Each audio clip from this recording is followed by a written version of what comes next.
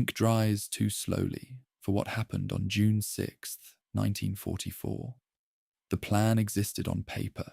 Timetables, tides, landing zones measured down to yards. But once it began, it didn't follow the neat lines drawn the night before.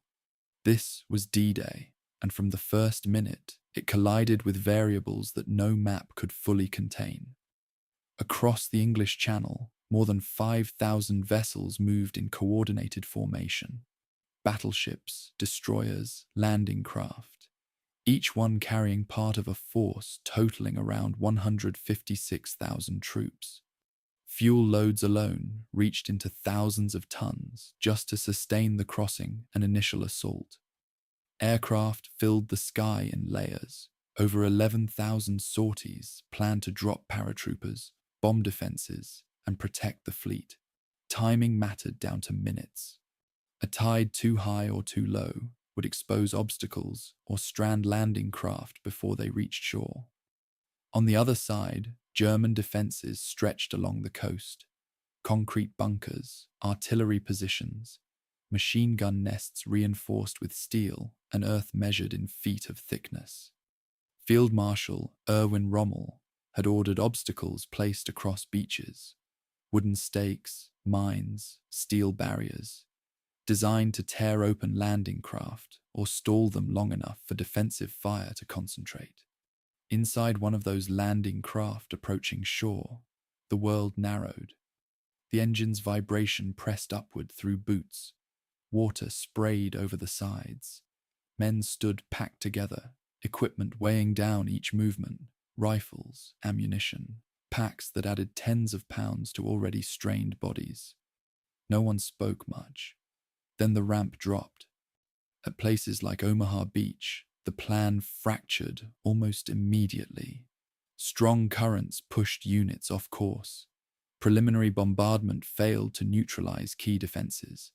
Landing craft hit sandbars or obstacles, forcing soldiers to wade through water under direct fire. Casualty rates in the first waves climbed sharply, some companies losing over 50% of their men before reaching cover. Movement stalled. The beach became a narrow strip where progress measured in yards, not miles. I remember reading one account where a soldier described the sound, not explosions, but the constant snapping of rounds hitting water and metal, a sharp, repetitive crack that never quite stopped. That detail stayed with me because it strips away the scale and leaves something immediate, something that doesn't feel distant or abstract. Elsewhere, the landings unfolded differently. At Utah Beach, currents pushed troops off their intended landing zone, but into a less heavily defended area. Losses were lower. Units moved inland more quickly, linking up with airborne forces dropped during the night. Those airborne troops, over 20,000 paratroopers, had already scattered across the countryside, some landing miles from their objectives, others regrouping in small numbers to secure roads, bridges, and causeways. As the day progressed, the front didn't move evenly. Some sectors advanced, others remained pinned. Naval guns fired continuously, shells weighing hundreds of pounds striking inland positions. Engineers worked under fire to clear obstacles, opening paths for vehicles that could reinforce the beachhead. Tanks designed to support infantry sometimes sank in deep water or became disabled before reaching land. There's a moment I kept returning to in the planning phase. How much depended on synchronization? Ships, aircraft, infantry, armor, all moving according to a schedule that allowed little room for delay. And once delays occurred, adjustments had to be made in real time, often by individuals far removed from the original plan. By nightfall, the landings had secured a foothold. Not complete, not stable, but enough. Around 10,000 Allied casualties were recorded on that first day, killed, wounded, or missing. German losses are harder to calculate precisely. But defensive units had been disrupted, their ability to coordinate weakened. Step back, and D-Day becomes a turning point that opened a second front in Western Europe. Narrow your focus again, and it becomes something quieter. A soldier catching his breath behind a stretch of sand, a radio operator trying to relay coordinates through interference, a landing craft pulling away empty. If you're easing into this now, don't try to carry the full weight of that day. Let it settle into smaller pieces. The crossing, the landing, the first steps inland. You don't need to resolve everything tonight. Let the shoreline fade in your mind, the sound of the surf steady again, covering what once happened there. You can rest with that. This is the entire history of D-Day and the Normandy landings. Chapter 1. The Man Who Planned Without a Boss. There is a document in the National Archives at Kew, a planning memorandum. She dated July of 1943. That begins with one of the most quietly devastating sentences in the entire record of the Second World War. Lieutenant General Frederick Morgan, writing to the British Chiefs of Staff, submits his outline plan for the liberation of Western Europe, and then pauses, almost as an afterthought, to note, "I must point out that the forces allotted are barely sufficient for the task." 4 words buried in a cover memo. He submitted the plan anyway. Every documentary about D-Day begins at the water's edge, with the surf, the ramps dropping, the boots finding sand. This one doesn't. This one begins in a converted office building in London in the spring of 1943, with a general who had been given an impossible job and hadn't been told who his boss was yet. His formal title was COSSAC, Chief of Staff to the Supreme Allied Commander. The problem, and it's almost funny when you sit with it, is that there was no Supreme Allied Commander at the time. The Americans and the British hadn't agreed on who it would be. They hadn't fully agreed on whether the invasion should happen at all, or when, or on what scale. Morgan was handed the task of planning one of the most complex military operations in recorded history, and told, in essence, to figure it out until someone more important showed up to take credit. What strikes me about Morgan, every time I return to these early planning documents, is not his competence, which was considerable, but the specific texture of his institutional loneliness. He was working without authority, without a commander, and without enough resources, and he knew it in writing, and he kept going. The date was the 26th of April, 1943, when Morgan received his formal assignment from the British Chiefs of Staff. He was given until the 15th of July to develop 3 interrelated plans: a full-scale cross-channel invasion, a contingency plan for a rapid return to the continent if Germany showed signs of collapse, and a deception strategy to support both. 11 weeks to plan the liberation of Western Europe. The Cossack war diary entry for that day is almost comically sparse. 3 lines, the kind of bureaucratic understatement that makes the professional historian want to laugh and then feel immediately guilty about laughing. 3 lines authorizing the most consequential military planning exercise in the history of the Western Alliance. Morgan's team set up shop at Norfolk House in St. James's Square, London, and immediately ran into the central problem.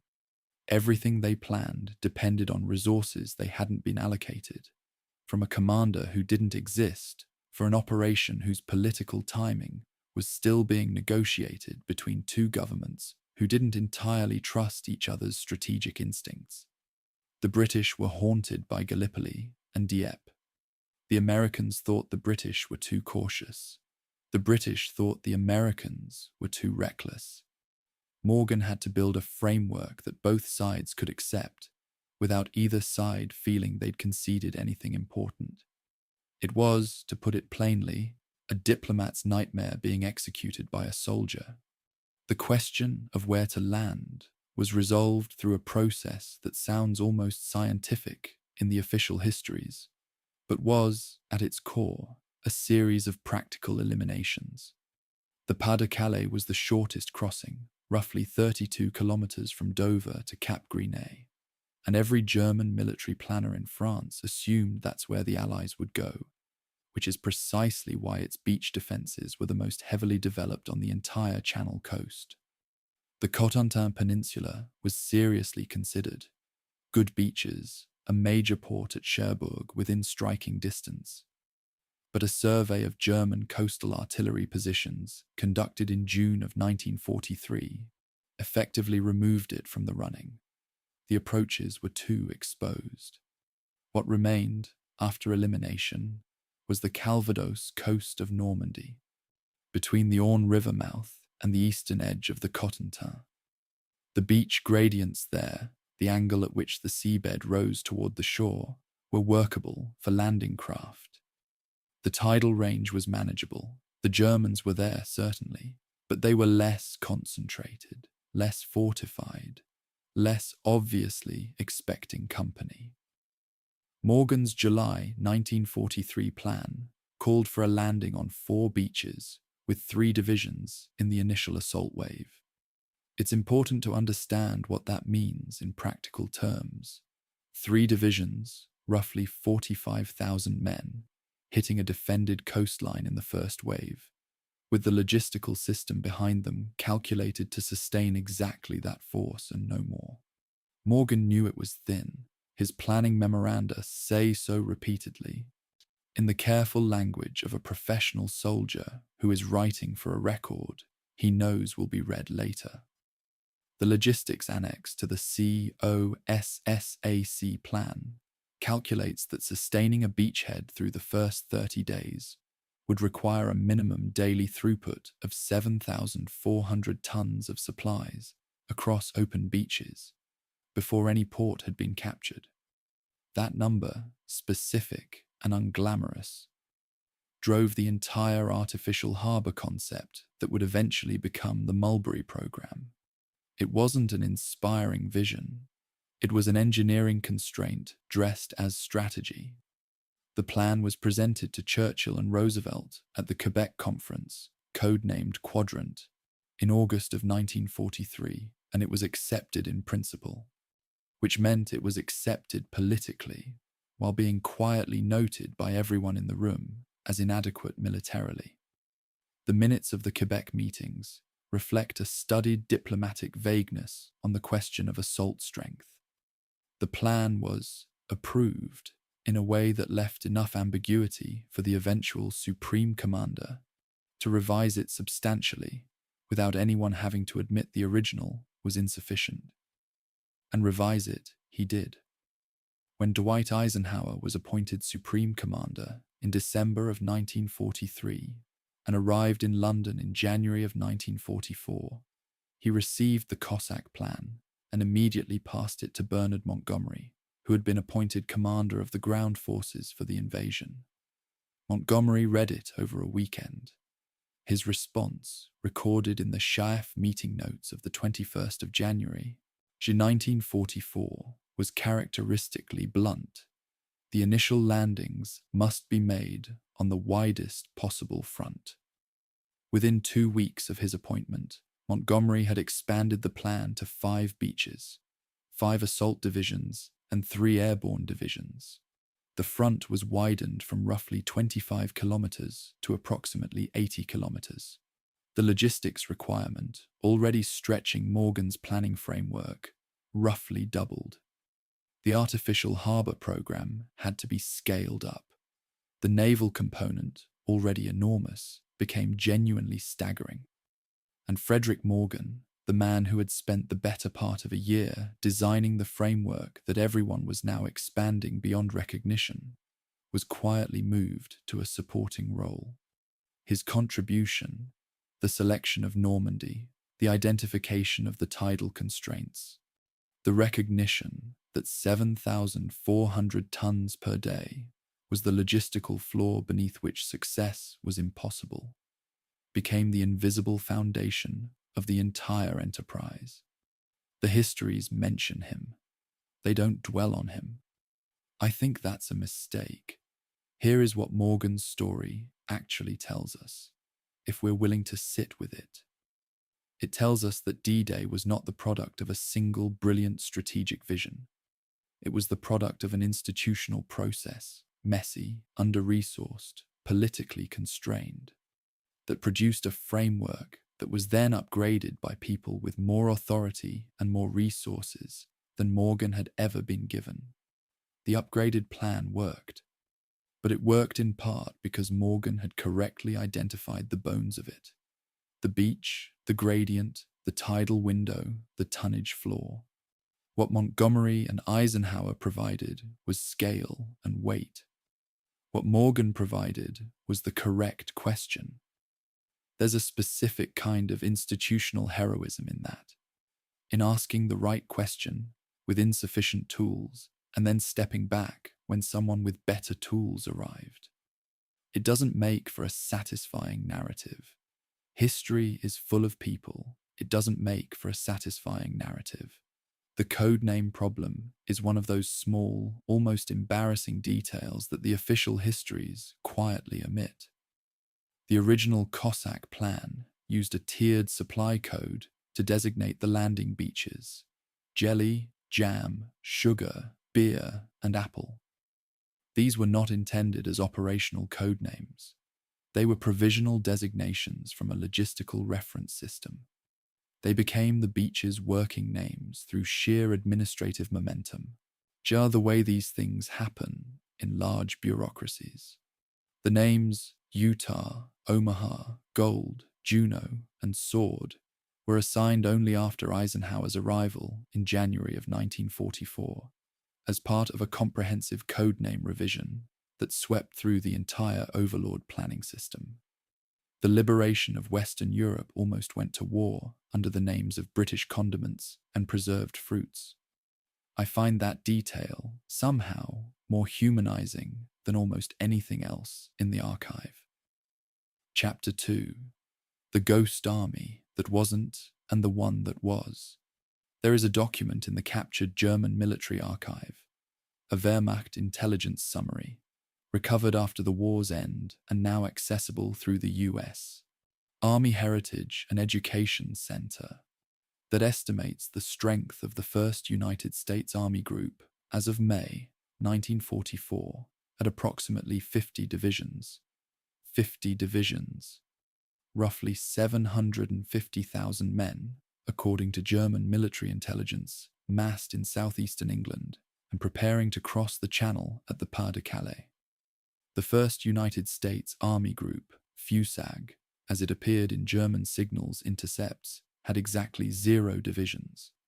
It had inflatable rubber tanks parked in fields visible to Luftwaffe reconnaissance aircraft. It had dummy landing craft anchored in the Thames estuary. It had a network of radio transmitters generating the administrative traffic patterns of an entire army group. And it had, at its operational heart, a Spanish chicken farmer from Luton who had never received a day of formal intelligence training in his life and was running a network of 27 British agents for the Abwehr, every single one of whom he had invented. The man's name was Juan Pujol Garcia. His German codename was Alaric.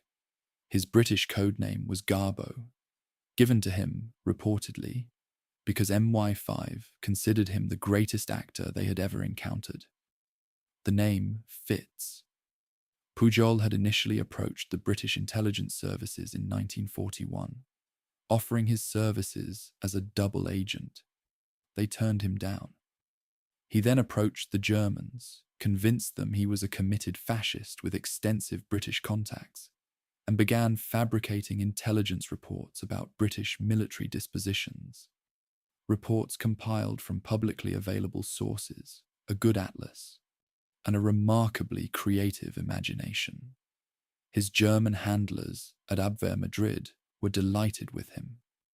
They paid him expenses for agents he had invented. They provided him with cipher materials. They awarded him, eventually, the Iron Cross.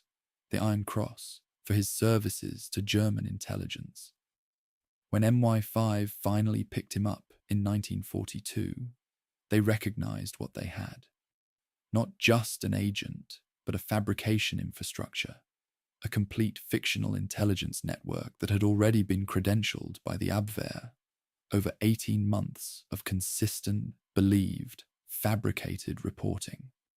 Operation Fortitude, the deception operation that underpinned D-Day, by convincing the Germans that the real invasion would come at the Pas de Calais, was not a single thing. It was a system.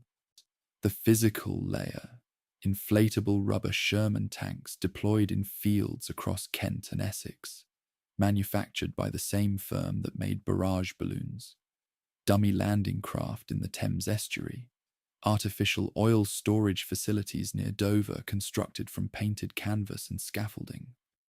The electronic layer, 16 dedicated wireless deception teams operating around the clock, generating the radio traffic patterns of a fictional army group, administrative messages, supply requests, personnel rosters, leave authorizations, the unglamorous bureaucratic noise of a large military formation at operational tempo, and the human layer, the double agents, Pujol chief among them, feeding their German handlers a steady stream of intelligence that confirmed what the physical and electronic layers implied. What made Fortitude extraordinary wasn't any single element. It was the integration. Each layer corroborated the others. The Germans weren't being deceived by one thing. They were being deceived by an entire ecosystem. The electronic deception involved a level of technical precision that the popular histories tend to gloss over, and I think that's a mistake, because the precision is where the genius lies. German signals, intelligence units, the Funkhorch Company, listening companies positioned along the French coast, used a technique called traffic analysis to assess enemy forces. They didn't need to decrypt the content of radio messages to estimate what was on the other end. They counted message frequency. They measured the volume of administrative traffic. They identified the rhythm of supply cycles and personnel rotations. A divisional headquarters, operating at routine tempo, generated a characteristic pattern of roughly 40 to 60 administrative messages per day, with predictable spikes around logistical resupply intervals. The Fortitude Signals teams had to replicate this pattern for multiple fictional divisions simultaneously, on a rotating schedule carefully designed to avoid what signals analysts called the fist problem. The fact that every individual Morse code operator has a distinctive personal rhythm, like a fingerprint, that trained listeners could identify. Running multiple fake divisions meant running multiple fake operators, each with a consistently distinct and plausible transmission style, for months. It worked. The Germans mapped FUSAG as a real formation, based substantially on what their signals analysts were hearing. I want to dwell for a moment on the June 9th message, because it's the one that most historians treat as the decisive act of the entire Fortitude operation, and the evidence for that claim is frankly more complicated than it usually appears. 3 days after the D-Day landings, Pujol transmitted a message to his Abwehr controllers in Madrid, characterizing the Normandy landings as a feint, a subsidiary operation designed to draw German reserves away from the real invasion point at Pas de Calais.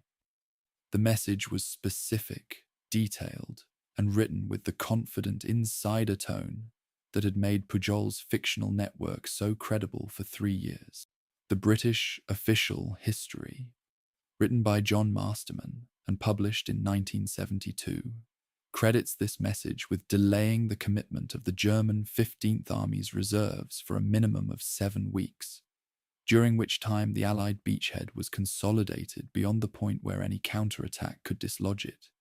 That's the standard story. Here is where it gets complicated.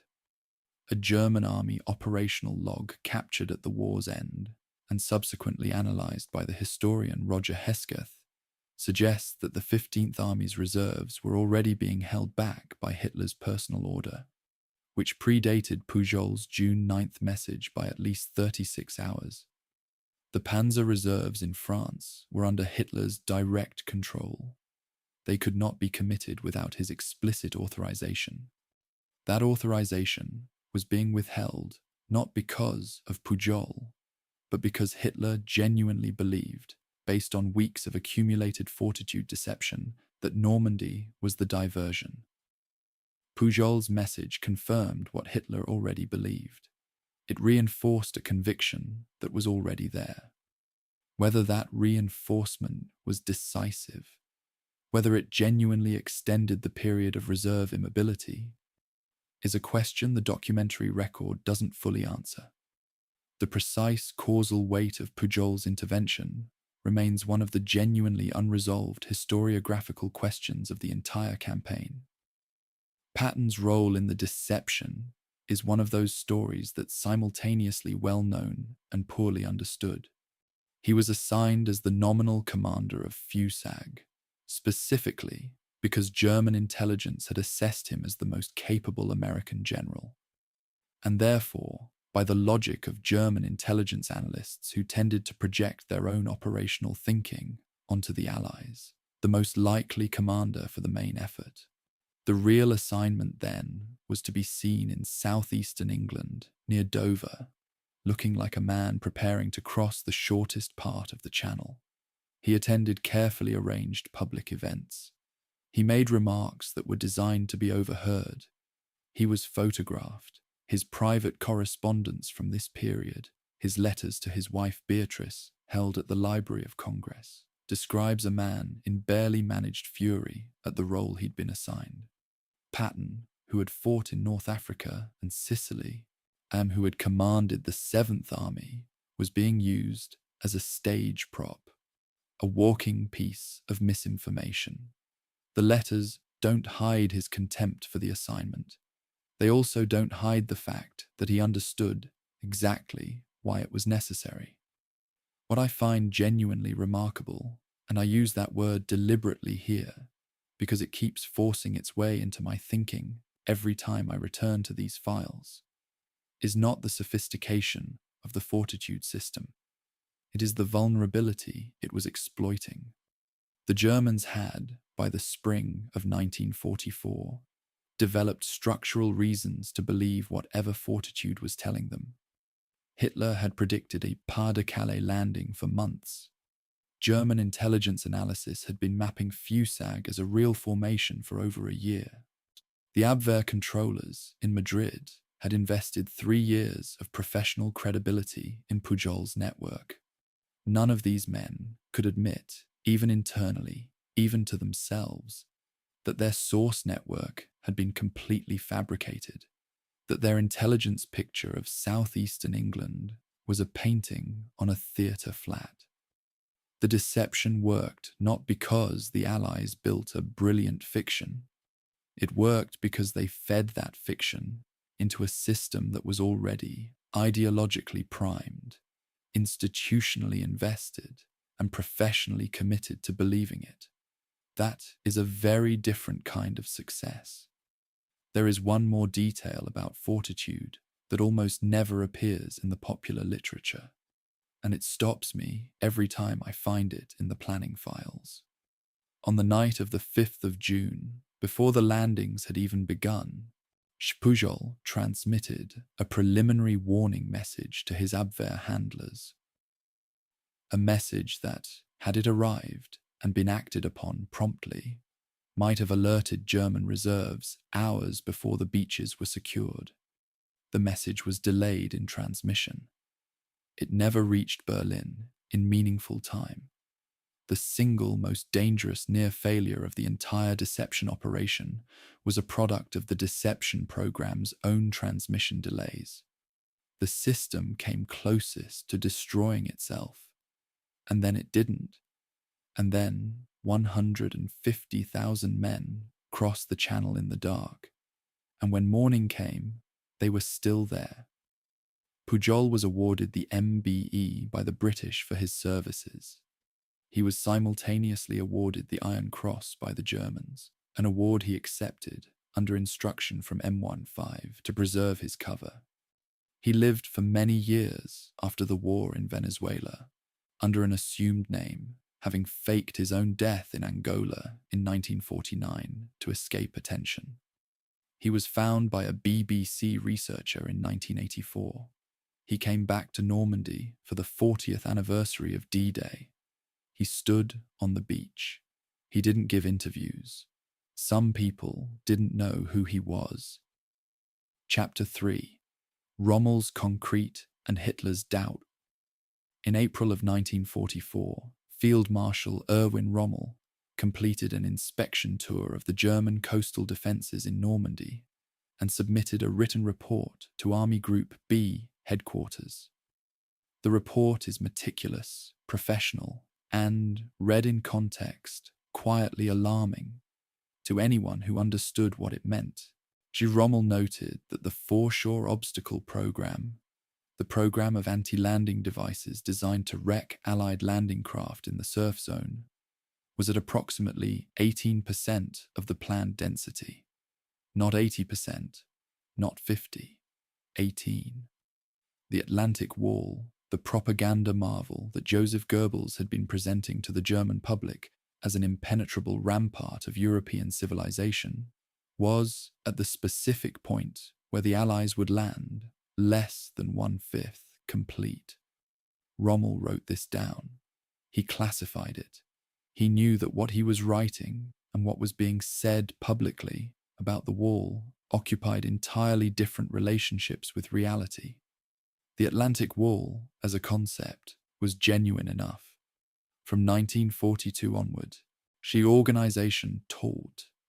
The German engineering and construction organization, responsible for major military infrastructure, built coastal fortifications along roughly 3,200 kilometers of European coastline, from Norway to the Franco-Spanish border. The scale of the construction program is genuinely staggering when you sit with the numbers. From 1941 to the end of 1943, German engineers erected approximately 8,478 concrete structures along the Channel and Atlantic coasts. From January to May of 1944 alone, over 3,000 more were added. The total steel consumed by the Atlantic Wall program exceeded 1.2 million tons, enough, as one post-war engineering analysis calculated, to manufacture more than 20,000 Tiger tanks. This was not a fiction. The construction effort was real, extensive, and in specific sectors, particularly around the Pas-de-Calais, genuinely formidable. The problem, and it's the kind of problem that compounds itself, was that the fortifications weren't evenly distributed. They were concentrated where Hitler and the OKW expected the landing to come, which was, predictably, at the Pas-de-Calais, and relatively sparse where the landing actually came, which was Normandy. German military construction doctrine used a standardized catalogue called the Regelbau. Standard construction, a manual of approximately 700 design variants, ranging from small machine gun nests to massive multi-story artillery casemates. The most common Normandy fortification was the type designed for 2-room personnel shelter, with walls roughly 2 meters thick, requiring a direct hit from a significant bomb to penetrate. But post-war surveys of the actual Normandy coastline found that fewer than 45% of the structures in the landing sector had been built to full Regelbau specification. The rest used thinner walls and inferior concrete aggregate because the required materials, reinforcing steel, quality cement, were being diverted to the Eastern Front, where the war was simultaneously being lost, at a pace that consumed everything the German industrial system could produce. Rommel understood the deficiency problem better than almost anyone in the German command structure, which is partly why his proposals for addressing it were so radical. His solution was not to build more concrete. There wasn't time and there wasn't material. His solution was to move the decisive battle to the water's edge, get the obstacles in, get the mines on the obstacles, get the infantry and the artillery close enough to the beach that any landing force would be hit at its most vulnerable moment. When the men were still in the water, still between the ramps and the sand, still unable to maneuver, still without the cover that even a flat beach provides once you're on it. His beach obstacle program called for the placement of 6.4 million anti-landing devices along the French coast. Wooden stakes, Belgian gates, steel frames roughly the size and shape of a large gate, designed to rip open the hull of any landing craft attempting to cross them. Element C ramp devices, and various other configurations, many fitted with telemines. By the 6th of June, approximately 517,000 were in place in the Normandy sector alone. The gap between 6.4 million planned and 517,000 actual is its own story. The Element C obstacle, the steel-framed gate that the Germans called the Hembalken or blocking beam, is worth understanding technically, because it illustrates the specific kind of engineering problem that Rommel's obstacle program was trying to solve and why it didn't quite work the way the theory said it would. The device stood approximately 1.4 meters high in the surf zone, positioned at mid-tide to be submerged at high water and exposed at low. The design specification required it to penetrate 8mm hardened steel hull plating at approach speeds below 8 knots. Tests conducted by Organisation TOT engineers in February of 1944 confirmed that the device could achieve hull penetration under those conditions. What the tests also found, but what appears to have been weighted less heavily in the program's implementation, was that a landing craft striking an Element C at 6 knots would typically breach its hull, flood a forward compartment, and continue beaching. The obstacle killed men. It didn't stop landings. Rommel knew this from the test reports. His response was the mine-topping program, attaching Teller anti-tank mines to the top of the obstacles, so that a landing craft driving over the obstacle would detonate the mine, killing the crew, rather than simply sustaining hull damage and continuing. It was a rational adaptation to a known limitation. The issue, as always, was that only 18% of the foreshore was covered. Then there was the argument about the panzers. This was, in retrospect, the decision that most directly shaped the outcome of the 6th of June, and it was a decision that resolved nothing, because the two commanders making it, Rommel and Field Marshal Gerd von Rundstedt, the overall German commander in the West, held mutually exclusive views about how armoured reserves should be employed against an amphibious landing. Rommel, who had fought in North Africa under relentless Allied air power, was convinced that any panzer division positioned more than 50 kilometers from the coast would be destroyed before it reached the battle. He wanted the panzers close, within striking distance of the beaches, capable of counterattacking within hours of the first landing. Von Rundstedt, whose military formation had been in the deep operational tradition of Blitzkrieg, believed in a mobile reserve held back from the coast, committed only after the landing point was confirmed as the main effort. Hitler resolved the argument by giving each man roughly half of what he wanted, which meant neither man had what he actually needed. Rommel got some panzers close to the beaches. Von Rundstedt got a central reserve, but the central reserve was placed under Hitler's personal authority and could not be committed without a direct order from Hitler himself. On the morning of the 6th of June, when German commanders in Normandy urgently needed the reserve committed, Hitler was sedated and asleep at Berchtesgaden, and his staff had decided not to wake him. Rommel left Normandy on the 5th of June, bound for his home in Herrlingen in southern Germany. He was going to present his wife Lucy with a pair of grey suede shoes from Paris for her birthday, which fell on the 6th of June. He had been monitoring the weather reports, and the meteorological picture from the German forecasting service showed continued poor conditions in the channel for the next several days. There was no indication from the German intelligence picture available to him of an imminent landing. He expected to be back at his headquarters within 48 hours. He took his car instead of flying, which was a choice that would cost him several additional hours of travel time on the 6th, when the first reports started arriving. He was home in his garden when France started burning. What stays with me, reading through both Rommel's classified April inspection report and Goebbels' contemporaneous public statements about the invincibility of the Atlantic Wall, is the specific quality of the gap between them. These weren't two men with different interpretations of the same reality. They were describing different realities, one real, one fabricated. And both men knew it.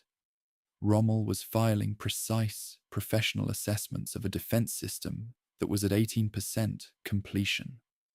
Goebbels was telling the German public and the German army that the wall was impregnable. The soldiers who manned those positions, the young men in the concrete rooms with the 2-meter walls, were living in the gap between those two documents. They had been told something was protecting them, that was protecting them considerably less well than advertised. There is one more detail in the Rommel picture that the popular accounts mention and then move past, and I think it deserves more than passing attention. The German 352nd Infantry Division, a full battle-hardened division, moved into the Omaha Beach sector in March of 1944 as reinforcement, was known to Allied intelligence as of late April 1944. The information existed in the intelligence system. It was not, for reasons that remain a genuine source of historiographical controversy, incorporated into the assault planning briefings given to frontline company commanders in the 1st and 29th Infantry Divisions. The men who would land at Omaha Beach on the morning of the 6th of June had been briefed to expect a static coastal defense battalion, older soldiers, second-rate troops, a garrison force.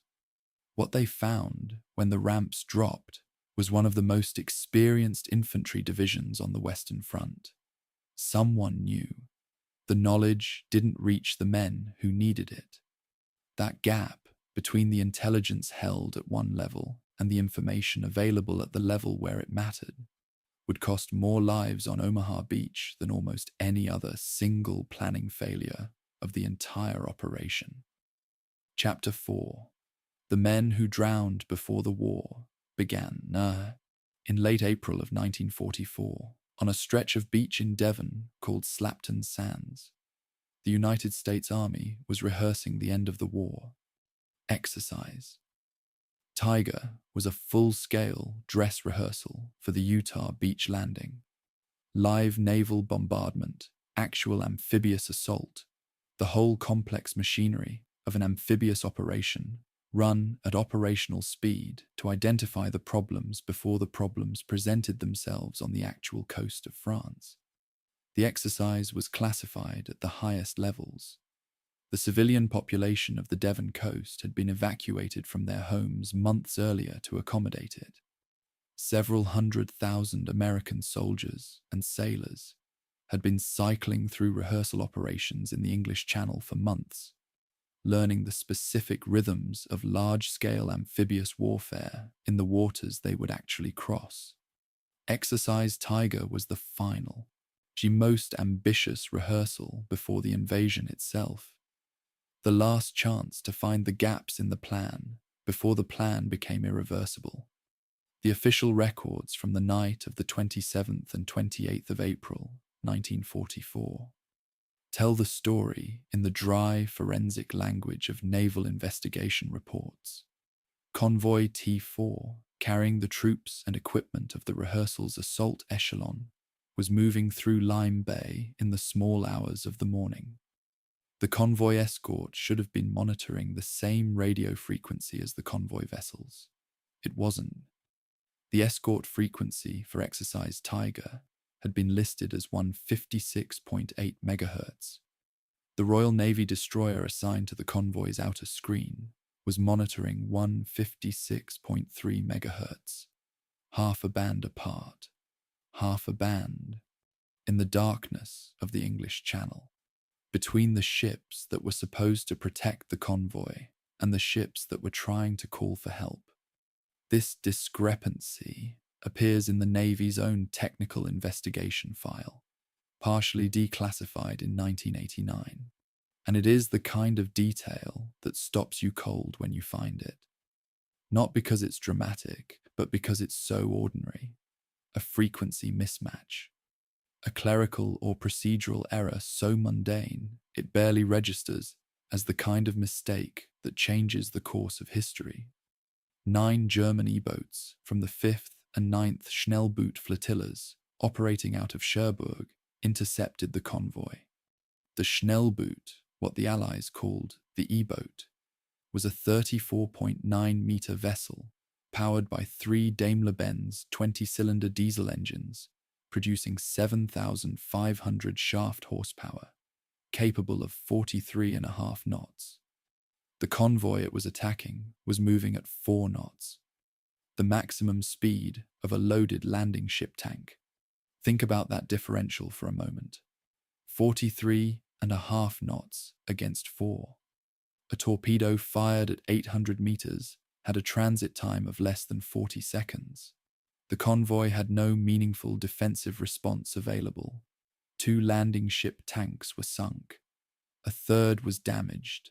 In the water, in the darkness, in the cold of the April Channel, more than 900 American servicemen died. The specific way many of them died is the detail that haunts me most in this entire archive, and it isn't the E-boats. The standard issue American Army Life Belt in 1944 was a Type C inflatable device designed to be worn around the waist. The correct inflation procedure required the belt to be moved from the waist to under the arms before inflation, so that the buoyancy was correctly positioned to keep the wearer's head above water. Many soldiers, trained in the procedure but under the specific terror of a ship sinking in darkness in the middle of the night, inflated the belt at the waist, the position they were already wearing it in. The belt inflated correctly. It functioned exactly as designed. It then rode upward under buoyancy, lifting the soldier's waist, rotating his center of gravity forward, and pushing his head into the water.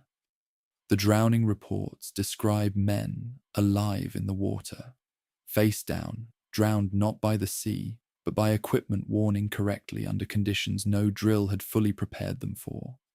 Of the 946 American dead in Exercise Tiger, a significant proportion died in exactly this way.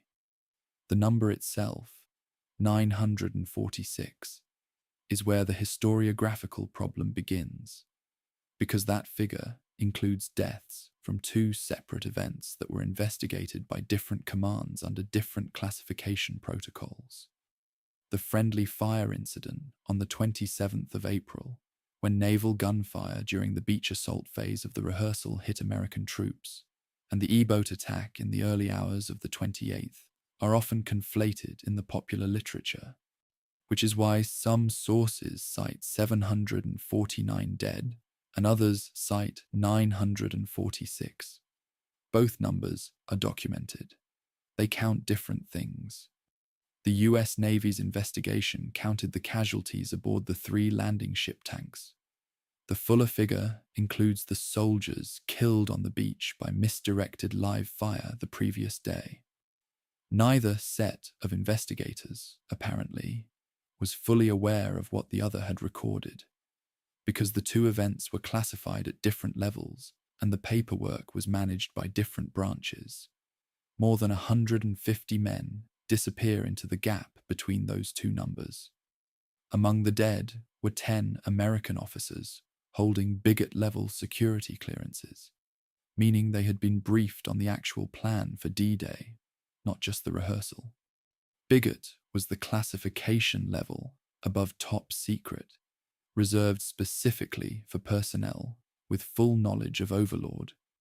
The potential compromise was catastrophic. If any of the 10 had been captured alive by the E-boat crews, the invasion plan would have had to be restructured from the ground up. Schaff launched a classified search, operating in parallel with the rescue effort, but entirely separately from it, to locate the 10 bodies and confirm that none had been taken prisoner. All 10 were eventually found. All had drowned. None had been captured. The search is documented in Chef administrative files that were not declassified until 1974, which is partly why the story of Exercise Tiger remained largely unknown to the general public until the 1980s.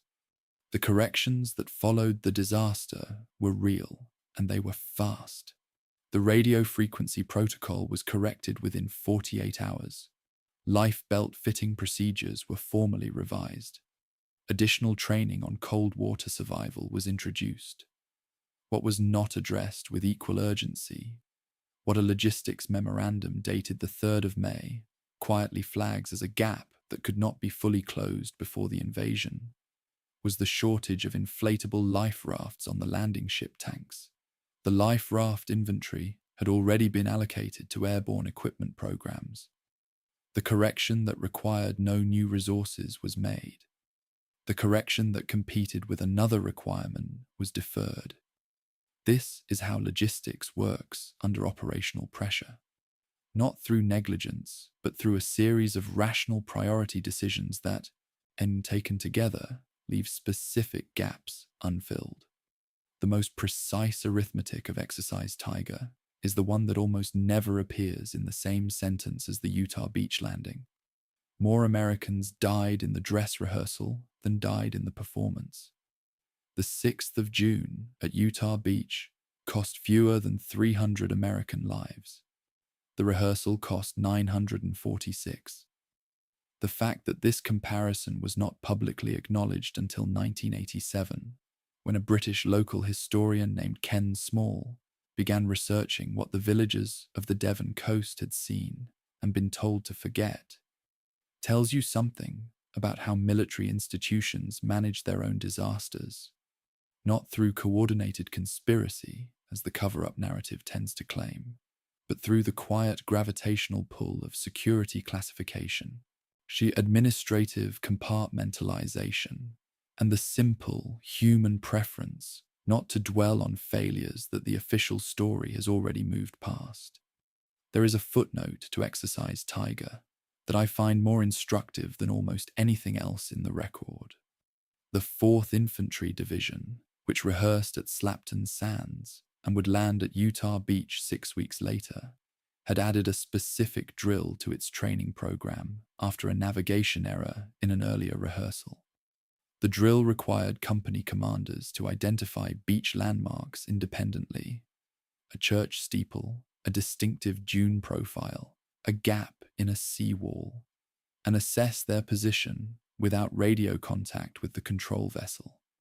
It was a direct response to a specific, documented failure in a specific, documented rehearsal. Several of the company commanders who responded correctly to the navigation error on the morning of the 6th of June, who redirected their men, identified the alternative position, and adjusted, had practiced the exact cognitive procedure they used that morning in a field in Devon 6 weeks earlier. The rehearsal disaster and the invasion's success are not disconnected events. They are a chain of cause and effect that runs from a frequency mismatch in Lime Bay to a decision made on a beach in Normandy that saved hundreds of lives. Chapter 5. The meteorologist who held the invasion in his hands. There is a diary entry, not a memoir, a diary, written in the moment rather than reconstructed afterward, held at the Meteorological Office archive in Exeter, that gives you the clearest single-sentence portrait of what the 5th of June, 1944, actually felt like from inside the decision. Group Captain James Martin Stagg, Chief Meteorological Advisor to Supreme Headquarters Allied Expeditionary Force, wrote it at 9:30 in the evening in the operations room at Southwick House in Hampshire. I have had to tell the Supreme Commander that the window I offered him tonight is narrower and shorter than it appeared yesterday. I would not call this a forecast. I would call it a considered judgment under maximum uncertainty. That sentence does not appear in his published memoir, which came out in 1971. It's in the diary. The published memoir is composed. The diary is frightened. Stagg was, by all professional assessments, the right man for the job. A Scottish geophysicist, methodical by training and temperament, he had spent the better part of a year preparing the meteorological framework for the invasion, coordinating between 3 separate forecasting teams whose data sources, methods, and institutional cultures were all different. The Central Forecasting Office at Dunstable, which was the primary British meteorological organisation, used what forecasters called synoptic analysis, tracking identified pressure systems over time and projecting their paths forward based on their observed behavior.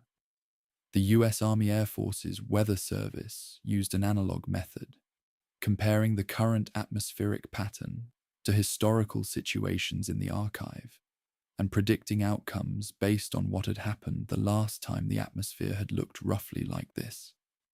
The Naval Weather Service occupied a position somewhere between the two.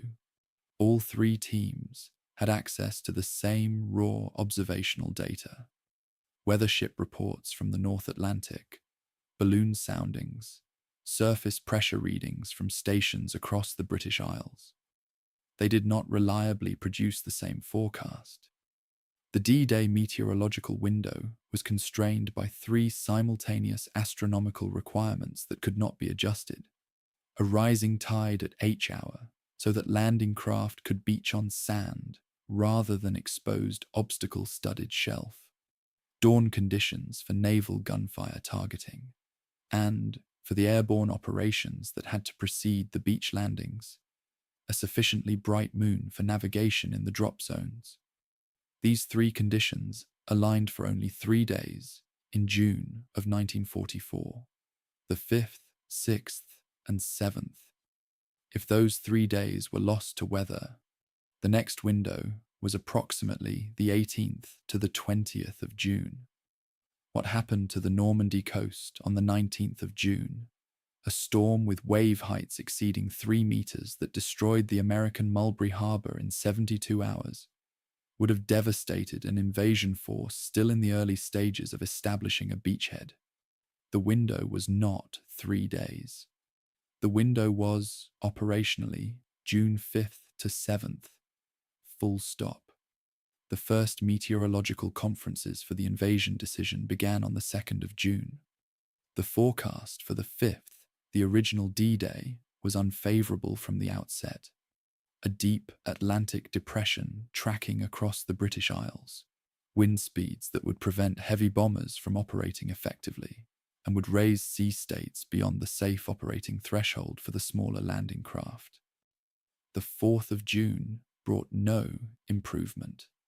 At 4:15 in the morning on the 4th, the conference reports are exact on the timing, because everyone in that room understood they were making history.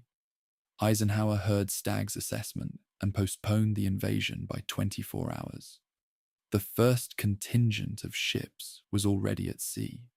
Some had to be recalled, burning fuel reserves that logistics officers had already allocated down to narrow margins, exposing the fleet to submarine risk for an additional day, and making the secret of the operation's timing slightly more difficult to maintain.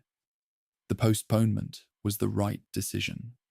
It was also a decision that closed one of the 3 remaining windows, leaving 2.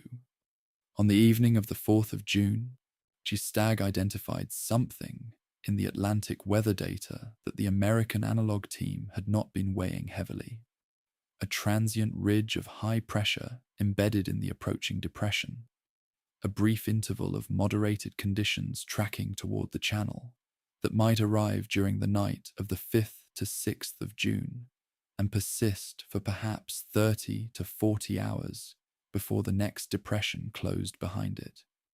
This is the meteorological heart of the entire decision.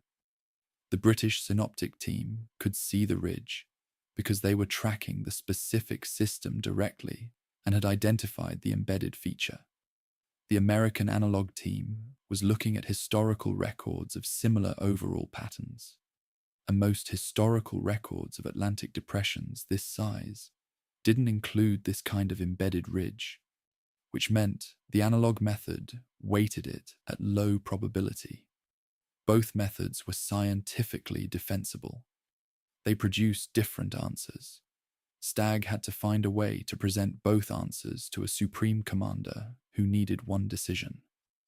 The conference on the evening of the 4th of June at 9:30, the one that produced Stagg's diary entry, is recorded in the official SHAF conference minutes.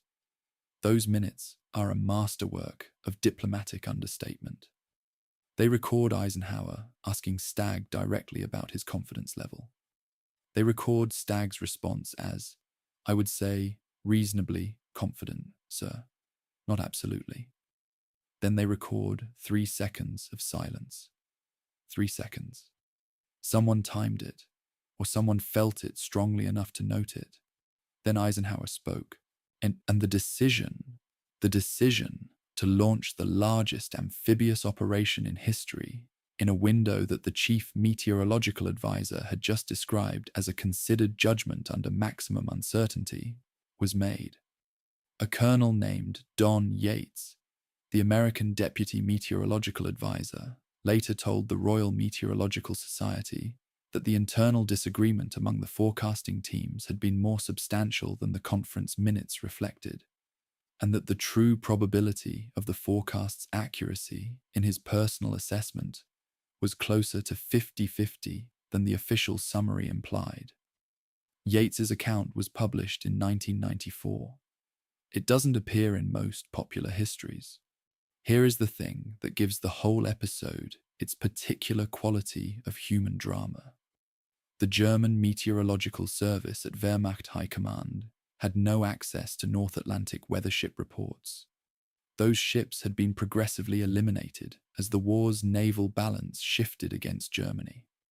Without the Western Atlantic data, the German forecasters were working from an incomplete picture. And from that incomplete picture, they produced, on the 4th of June, a forecast of continued poor weather through the 7th. They saw no window.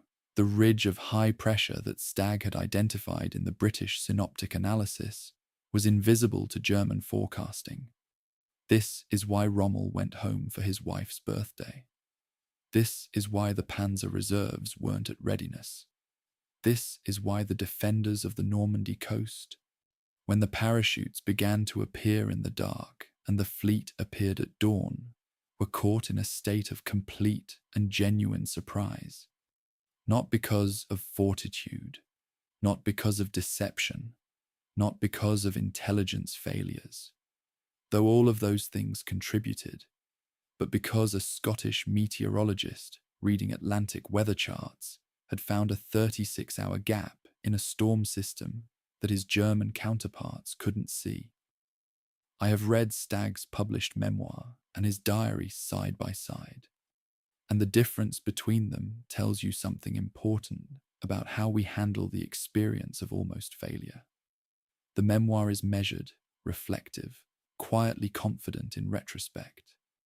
The man who writes it knows the invasion succeeded, knows the window held, knows his forecast was essentially correct. The diary is different, because the diary is a man who genuinely doesn't know if he's right, writing in the moment of not knowing. I would not call this a forecast. I would call it a considered judgment under maximum uncertainty. That sentence is not in the memoir. because by the time the memoir was written, the uncertainty had resolved. History had rendered its verdict. The forecast was right. But on the evening of the 4th of June, in a room at Southwick House, it wasn't right yet. It was a professional judgment made by a frightened man who happened to be the most qualified person available. That is all it was. It was enough. The paratroopers who jumped into France in the early hours of the 6th of June jumped in conditions at the outer boundary of safe airborne operations. Wind speed, 20 knots, gusting to 30. Cloud base, 700 to 800 feet. The window Stagg had promised was real. It was simply narrower than anyone had hoped, but it held long enough. The sea state on the beaches, while rough enough to sink the duplex drive tanks off Omaha, rough enough to scatter the landing craft, was within the operational tolerance of the larger vessels. The bombers could fly, though their bombing effectiveness was, as we'll see, a different matter entirely. The window held for 36 hours. Then the storm closed behind it. And by then, 150,000 men were ashore, and there was nothing the weather could do about it. Chapter 6. 13,000 men and the wrong field. The 101st Airborne Division After-Action Report, submitted to the United States Army on the 10th of July, 1944, contains a sentence in its 4th section that should be, but rarely is, the starting point for any serious discussion of the airborne operations on D-Day. The sentence reads, "Of the 6,600 personnel dropped in the 101st area, it is estimated that not more than 1,000 could be considered to have landed in or immediately adjacent to their designated drop zone. 1,000 out of 6,600. The division's own internal document, written for its own commanders, assessing its own performance, arrives at a figure of approximately 15% accuracy on the most consequential night drop in American military history. 15%. That sentence exists. It is in the official record. It is cited in very few popular histories of D-Day. The airborne operation began, as most of the D-Day story begins, in England, on the evening of the 5th of June. Approximately 800 C-47 Skytrain aircraft took off from 20 airfields across southern England in a window that lasted roughly 90 minutes. The noise of the engines, 800 twin-engine transports at full takeoff power, in formation, at low altitude, was heard by civilian diarists in towns 30 miles away. The aircraft flew a carefully calculated route, southwest over the channel to avoid German radar, then northwest to clear the Cottonton Peninsula's anti-aircraft defenses, then south and east toward the drop zones. The route added approximately 40 minutes to what would otherwise have been a direct crossing. Every additional minute of flying time over unfamiliar terrain, in darkness, with navigational instruments of 1944 vintage, increased the accumulated positional error, the invisible drift between where the navigator thought the aircraft was and where it actually was. The pathfinders went first. These were the advance teams, small groups of specially trained soldiers dropped approximately 90 minutes ahead of the main lift, whose job was to place radar beacons and visual signals on the drop zones so that the main force had something to navigate toward. 20 aircraft carrying 120 Pathfinder soldiers crossed the French coast at around midnight on the 6th of June. Cloud cover at 700 feet prevented visual navigation. Several teams were dropped miles from their intended positions.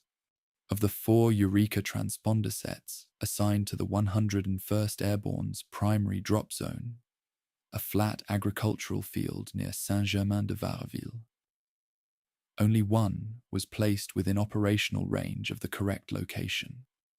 The Eureka system worked on a principle of interrogation and response.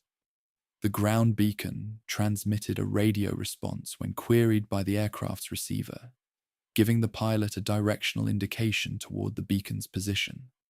The system was designed for a reliable response range of roughly 50 kilometers at altitude. Its critical weakness was that the ground unit required precise compass alignment to give an accurate directional reading, an alignment difficult to achieve in darkness on unfamiliar ground, under the specific stress of having just been dropped into an occupied country. When the main lift arrived over the 101st's area at around 1:30 in the morning, the pilots received a weak, off-position eureka signal. Some interpreted this correctly, understood that the signal wasn't coming from the right place, and attempted to correct their approach. Others dropped on the signal regardless. At the same time, German anti-aircraft fire began, not the heavy, concentrated flak of a fully alerted defense, but the scattered, nervous fire of garrison troops who had heard the approaching engines and were shooting at the sound. The standing orders for C-47 transport pilots under fire were unambiguous: accelerate and gain altitude. Both of those actions, accelerating and climbing, increased the dispersion of paratroopers exiting through the door.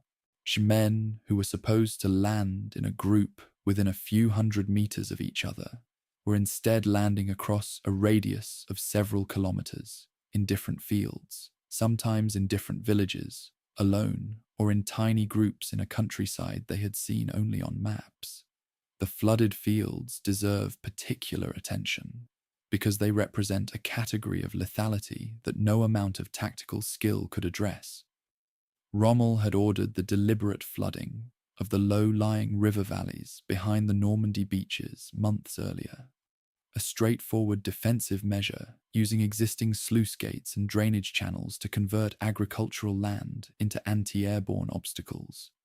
Several drop zones in the 82nd Airborne sector, around the town of Sainte-Mère-Église and the Meurderay River Valley, were either partially or entirely flooded. Paratroopers landing in these areas arrived in darkness, with no visual indication of what was beneath them until they hit the water. A man carrying the standard combat load, personal weapon, reserve parachute, ammunition, rations, and equipment, was carrying roughly 45 kilograms above his body weight. In water more than chest deep, that weight pinned him. In water less than chest deep, with the parachute canopy collapsing over him in the dark, disorientation could be fatal in seconds.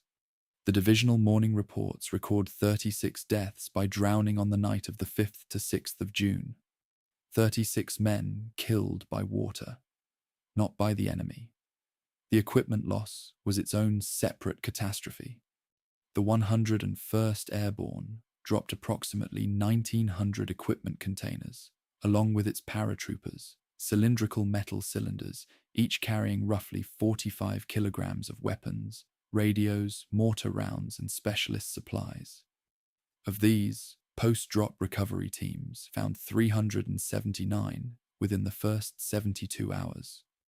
Roughly 1,521 containers, containing approximately 68 tons of equipment, were lost in flooded fields, behind enemy lines, in hedgerows, or simply in fields that the scattered survivors of the drop were unable to locate in the darkness.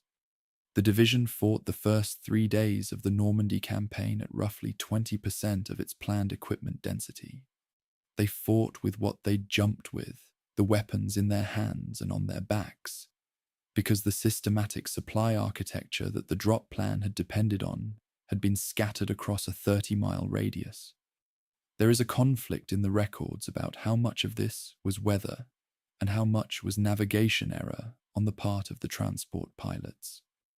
The official Army Air Force's evaluation report, submitted in August of 1944, attributes the drop dispersion primarily to cloud cover and the evasive action taken to avoid anti-aircraft fire, framing the outcome as an understandable response to operational conditions. The 82nd Airborne's own after-action report takes a different tone.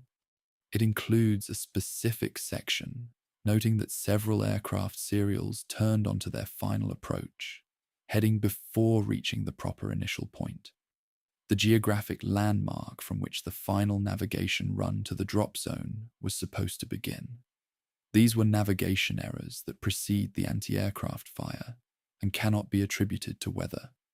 The pilot turned too early. The men jumped too far west. It isn't a dramatic failure. It's the kind of mistake that happens when inexperienced crews are flying a complex night navigation route over blacked-out terrain, under the accumulated stress of knowing what the men in the back of their aircraft are about to do. The Army Air Force's investigation declined to weight this factor heavily. The 82nd Airborne's assessment was more honest. And yet, and this is the paradox that runs through the entire airborne story, like a crack in the foundation that somehow doesn't collapse the building. The chaos worked, not as planned, not as intended, not in any way that any training manual or doctrine publication would recognize as operational success. It worked because small groups of paratroopers, appearing simultaneously and apparently randomly across a 30-mile radius of the Cotentin Peninsula, created, from the perspective of the German garrison commanders trying to interpret what was happening, the impression of a force far larger and more coordinated than the scattered reality. Individual German unit commanders held their troops in place, waiting for the main airborne thrust to cohere before committing to a counterattack. They waited for a center of gravity that didn't exist. The roads that the paratroopers were supposed to block were blocked, not by organized defensive positions, but by the accumulated confusion of isolated firefights, cut telephone lines, and German commanders who couldn't get a clear picture of what they were facing. The 101st Airborne's primary mission, securing the exits from Utah Beach, was accomplished not by the units assigned to those positions, but by the cumulative effect of hundreds of small groups of disoriented men making individual decisions in the dark. I keep coming back to the 36 men who drowned, not to the strategic picture, not to the paradox of tactical failure and operational success. To those 36 men in dark water, in French fields they'd never seen before, wearing parachutes they couldn't shed quickly enough. No one shot them. The planning did. Not through malice. No one planned flooded fields, but through the invisible gap between a map and the actual ground, between the gradient markers on a planning chart and the water table of a Norman river valley in early June. The gap between what the map shows and what the ground is. That gap has killed men in every war ever fought. It killed 36 men on the night of the 5th of June, 1944. They drowned in a country they'd come to liberate, and the after-action report filed 6 weeks later describes their deaths in the same administrative language as equipment losses and navigational errors. Because that's what official documents do. They process catastrophe into categories. That's what they're for. Chapter 7. Hour, Omaha, the mathematics of catastrophe. The V-Corps after-action report, which is submitted to 1st United States Army on the 30th of June, 1944, contains a passage in its 3rd section that reads with the particular flatness of a document written by people who have not yet fully processed what they are describing. The passage summarizes the first 90 minutes of the Omaha Beach landing in 4 sentences. The final sentence states that by approximately H+90, an hour and a half after the first wave touched the sand, Beach Control had estimated that the landing plan had, in the precise language of the report, effectively ceased to exist as a practical document. The landing plan ceased to exist as a practical document. That phrase didn't make it into the histories the way it should have. It didn't make it into the films at all. What made it into the films was heroism, which was real, and chaos, which was real. But what gets left out is the specific, documentable, forensically traceable sequence of compounding failures that produced the chaos in the first place.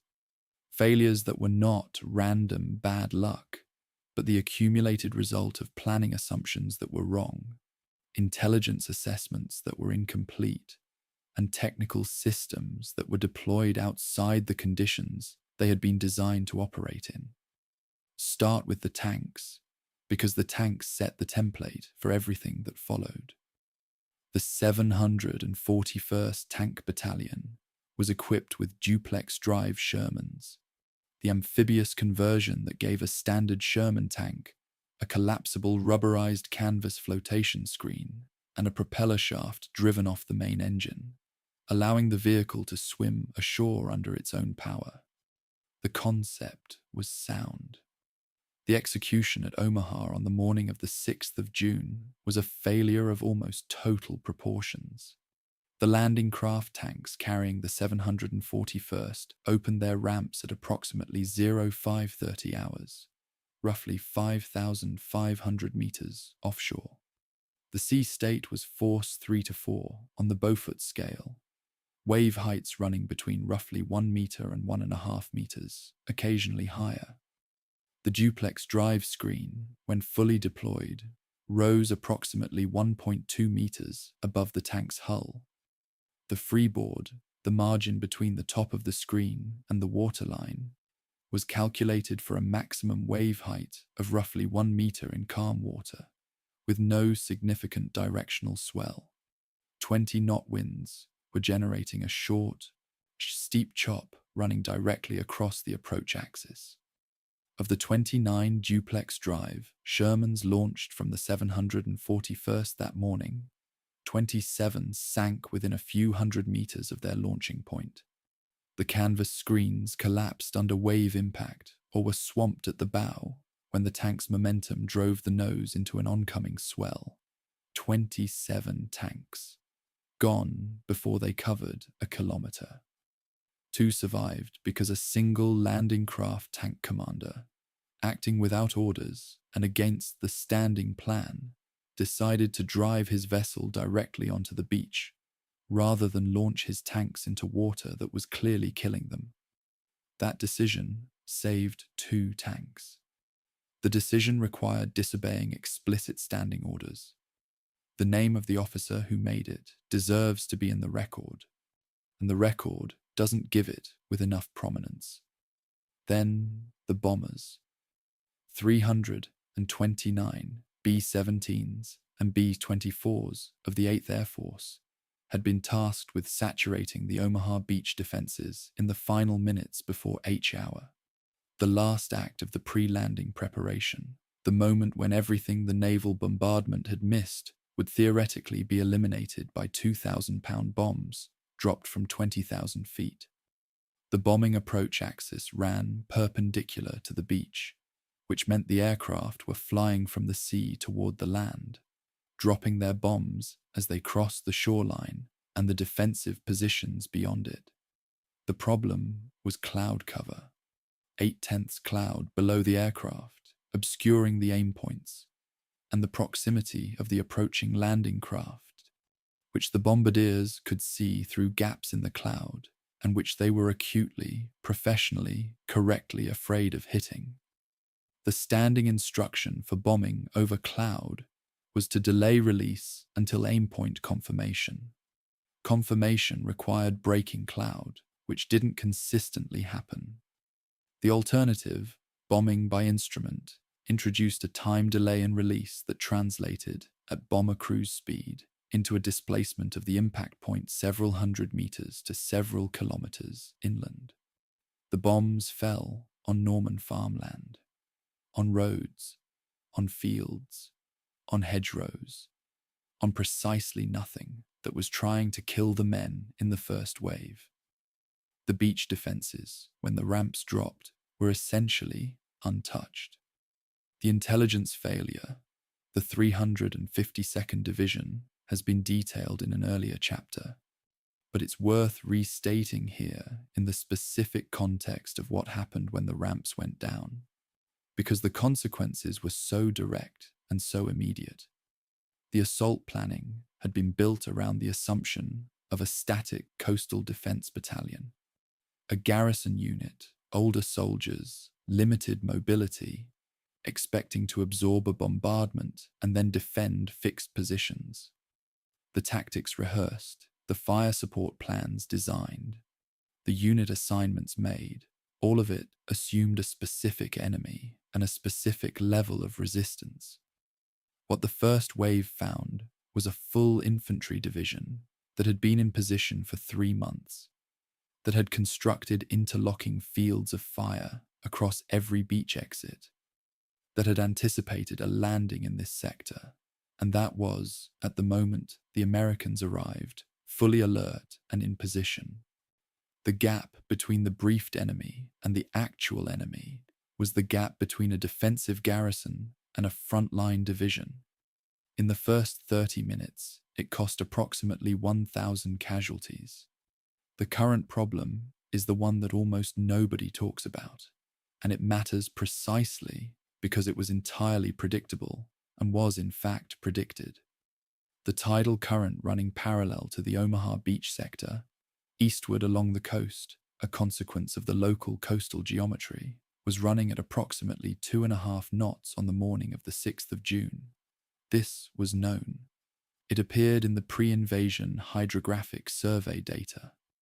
The landing craft approached the beach on a perpendicular axis, roughly 9,000 meters from the offshore control line.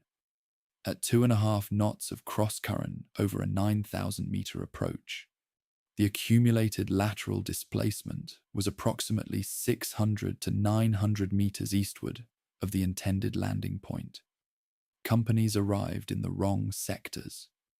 A company that had rehearsed the assault on a specific beach exit, whose officers had memorized the exact shape of the bluffs, the specific location of the German strongpoints, the precise spacing of the obstacles, found itself 600 meters from that exit, looking at terrain it hadn't studied, facing defenses it hadn't planned for, without the adjacent companies it was supposed to coordinate with, because those companies were equally displaced and equally disoriented.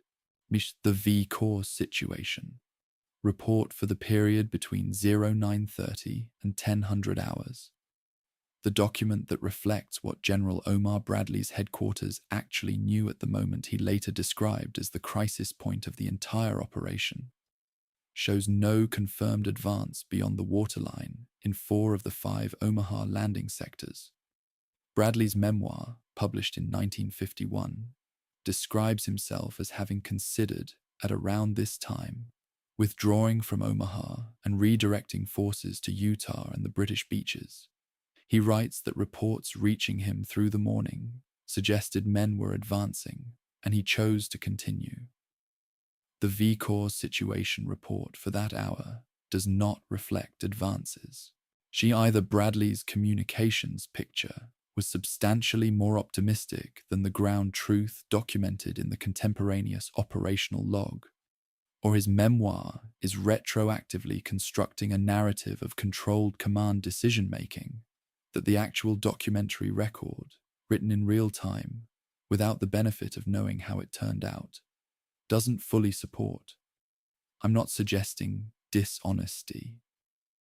I'm noting that memory, even the memory of professional commanders, organizes experience into narrative. The report and the memoir tell different stories about the same 90 minutes. The advance off the beach came eventually. It came not from the revised plan, not from coordinated unit action, not from a maneuver that had been rehearsed at any point in the 18 months of preparation. It came from small groups of men, in some cases individual soldiers, who identified draws in the bluff face where the terrain provided partial concealment from the German strongpoints and simply climbed, without orders, without coordination, without confirmation that anyone else was doing the same thing. Brigadier General Norman Coter of the 29th Infantry Division walked upright on the beach under fire, moving from group to group, directing men toward the drawers, projecting a composure that several survivor accounts describe as genuinely incomprehensible under the circumstances. Coter didn't have a revised plan. He had a reading of the terrain and an understanding of what needed to happen next. That's a different thing. The official histories call it leadership. The description is accurate. It just doesn't capture the specific quality of what it meant to stand up straight on Omaha Beach at 0900 hours on the 6th of June, 1944. There is a number in the pre-landing naval fire support planning that I keep returning to because it sits at the intersection of optimism and error in a way that tells you something fundamental about how complex military operations are planned. The bombardment plan assumed a suppression effectiveness of one confirmed defensive position eliminated per 18 rounds of naval gunfire.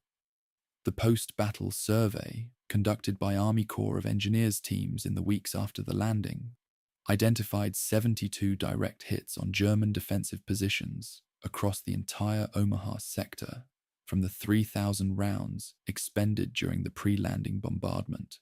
72 hits from 3,000 rounds. That is one hit per 41.7 rounds, a ratio more than twice as poor as the planning assumption. The planning assumption was not wildly unreasonable by the standards of 1944 naval gunnery doctrine. It was simply wrong in the specific way that planning assumptions under operational conditions are frequently wrong. Not catastrophically wrong, not inexplicably wrong, but wrong by a factor that compounds the other failures until the whole system produces an outcome that the sum of its parts hadn't predicted. 7 compounding failures, each one survivable in isolation. Assembled together on a French beach at first light, they produced 2,400 American casualties by the end of the day, and a foothold that held not because of the plan, but in spite of it. Chapter 8. We start the war from here.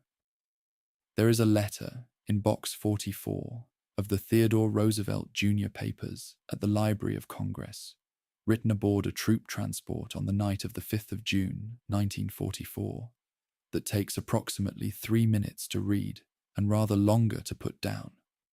Roosevelt wrote to his wife Eleanor, "We've planned this thing down to the last detail. Of course, no plan survives contact. I intend to be there at the contact. I love you." 3 sentences. The third is doing very different work from the first 2. The first 2 are the sentences of a soldier, professional, clear-eyed, under no illusions about what is coming. The third is something else. It arrives without preamble, without transition, as though the writing hand simply got ahead of the military mind and said what was actually true. Roosevelt was 56 years old. He had severe arthritis in both hips that required him to walk with a cane. He had personally petitioned his commanding officer twice, in writing, both times, to be allowed to accompany the first wave of the landing. His first request was denied. His second, sent directly to V Corps, argued that the presence of a general officer in the first wave would steady the men. He was given permission 72 hours before the landing. The letter requesting it is handwritten. The handwriting is steady. Utah Beach, in almost every comparative analysis of the D-Day landings, is treated as the easy one, the one that worked. The one where the casualties were low, and the advance was swift, and the day ended more or less as planned.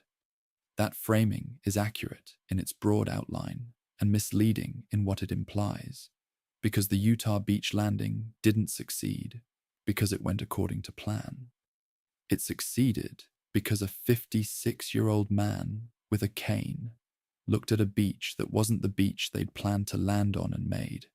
in approximately the time it takes to read a paragraph, a decision that saved an unknowable number of lives.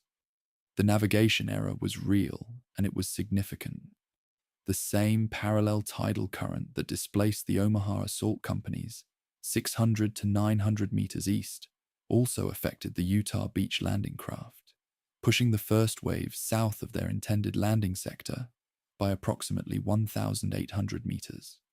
The planned landing position was a sector designated Uncle Red, the sector that had been mapped, studied, rehearsed, and allocated specific fire support coordinates over months of planning.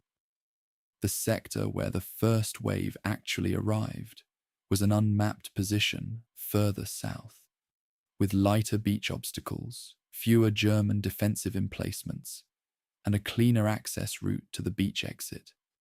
The error, purely by the arithmetic of fortune, had landed the assault force at the weakest point in the German defensive line rather than the planned point.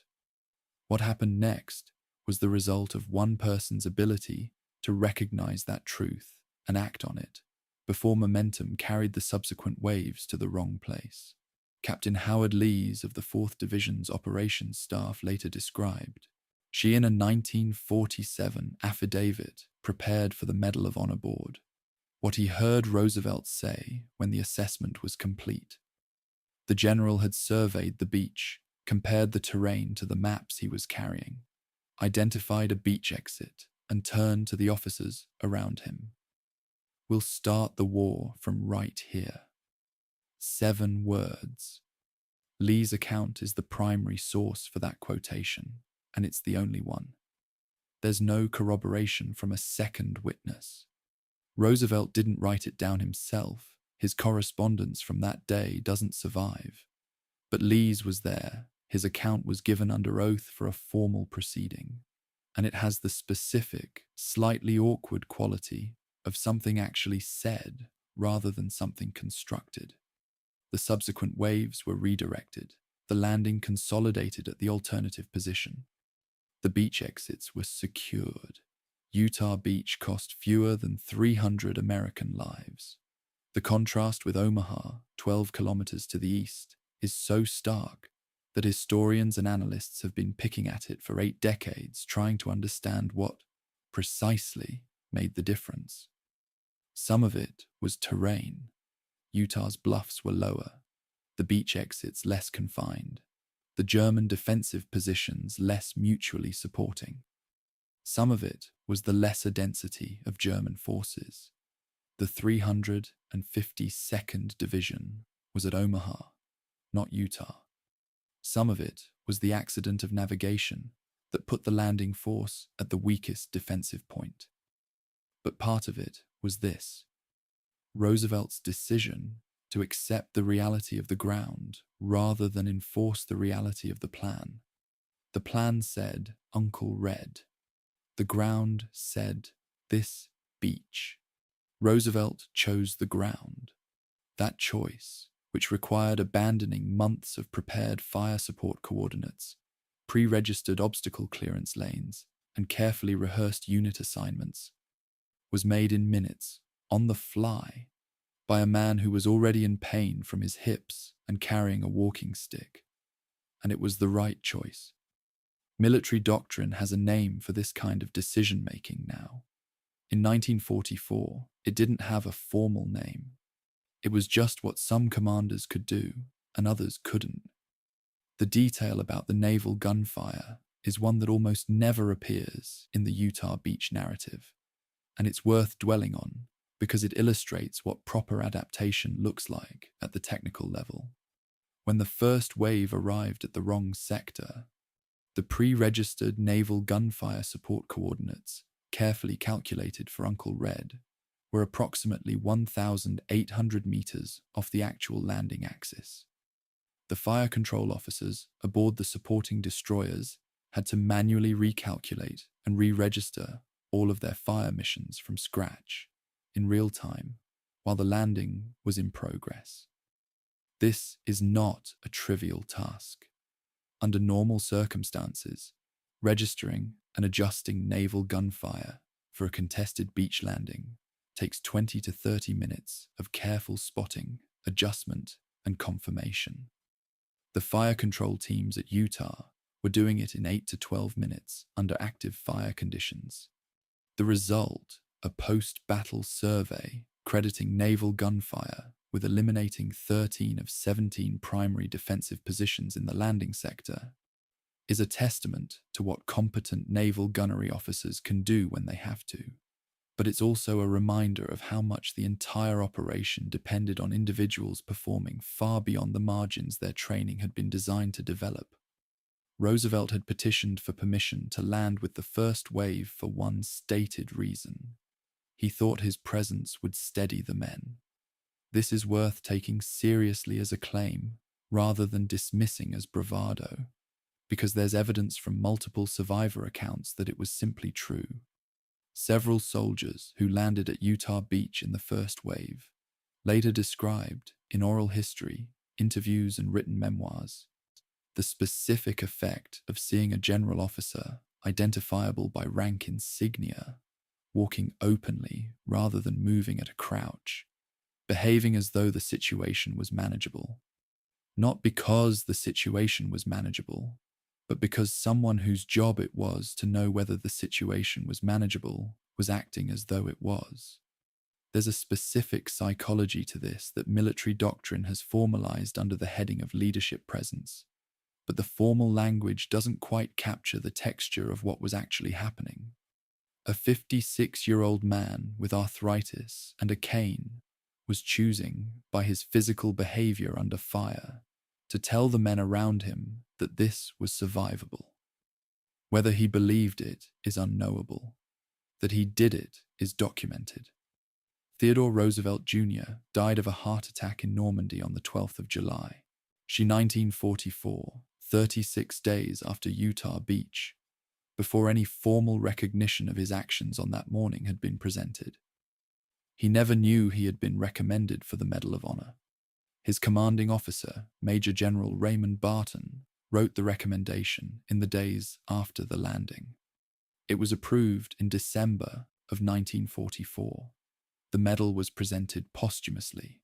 His father, President Theodore Roosevelt Sr., had been awarded the Medal of Honor for his conduct at San Juan Hill in 1898, though that award was not officially approved until 2001, nearly a century after the fact. Father and son, the only father and son pair in the history of the United States to hold the Medal of Honor. The father's award came a century late.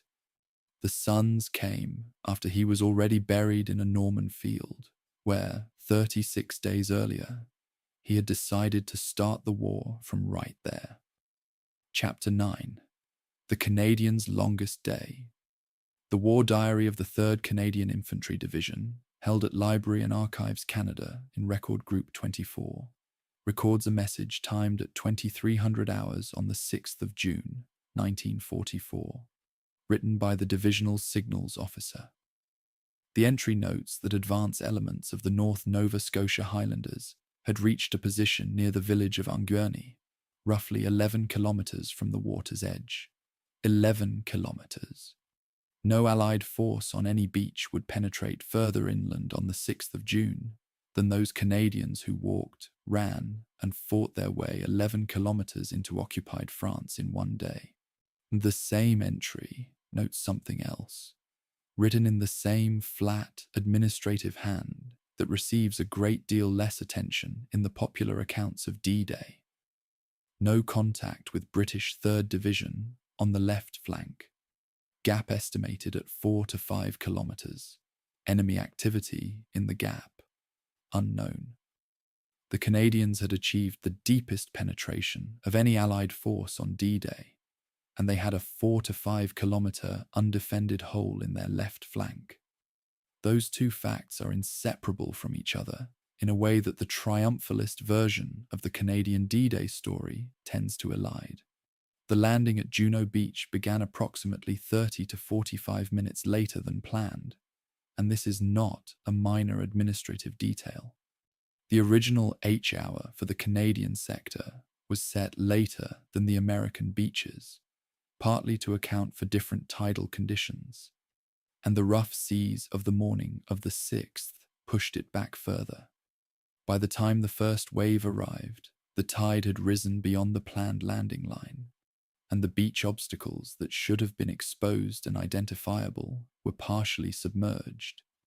Of the first wave of landing craft at Courseulles-sur-Mer and Bernières-sur-Mer, approximately 30% were damaged or destroyed on contact with the submerged obstacles.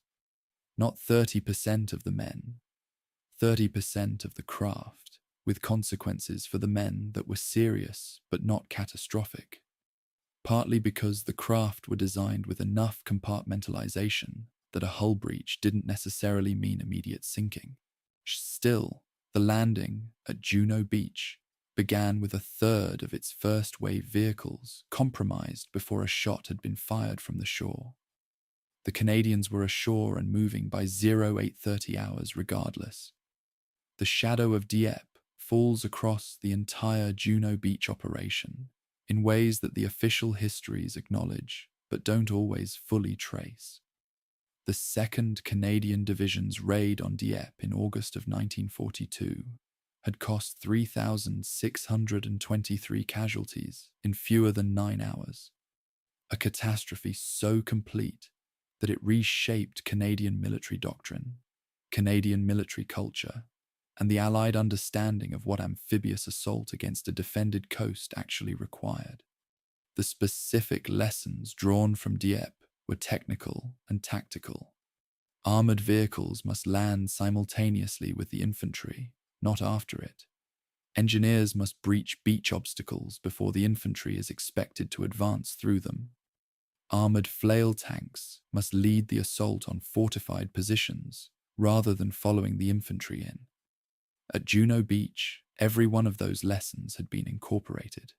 The AVRE, the Armoured Vehicle Royal Engineers, petard tank, armed with a spigot mortar that fired a 40-pound demolition charge designed specifically for reinforced concrete, led the assault on the German strongpoints at Courseulles and Bernières.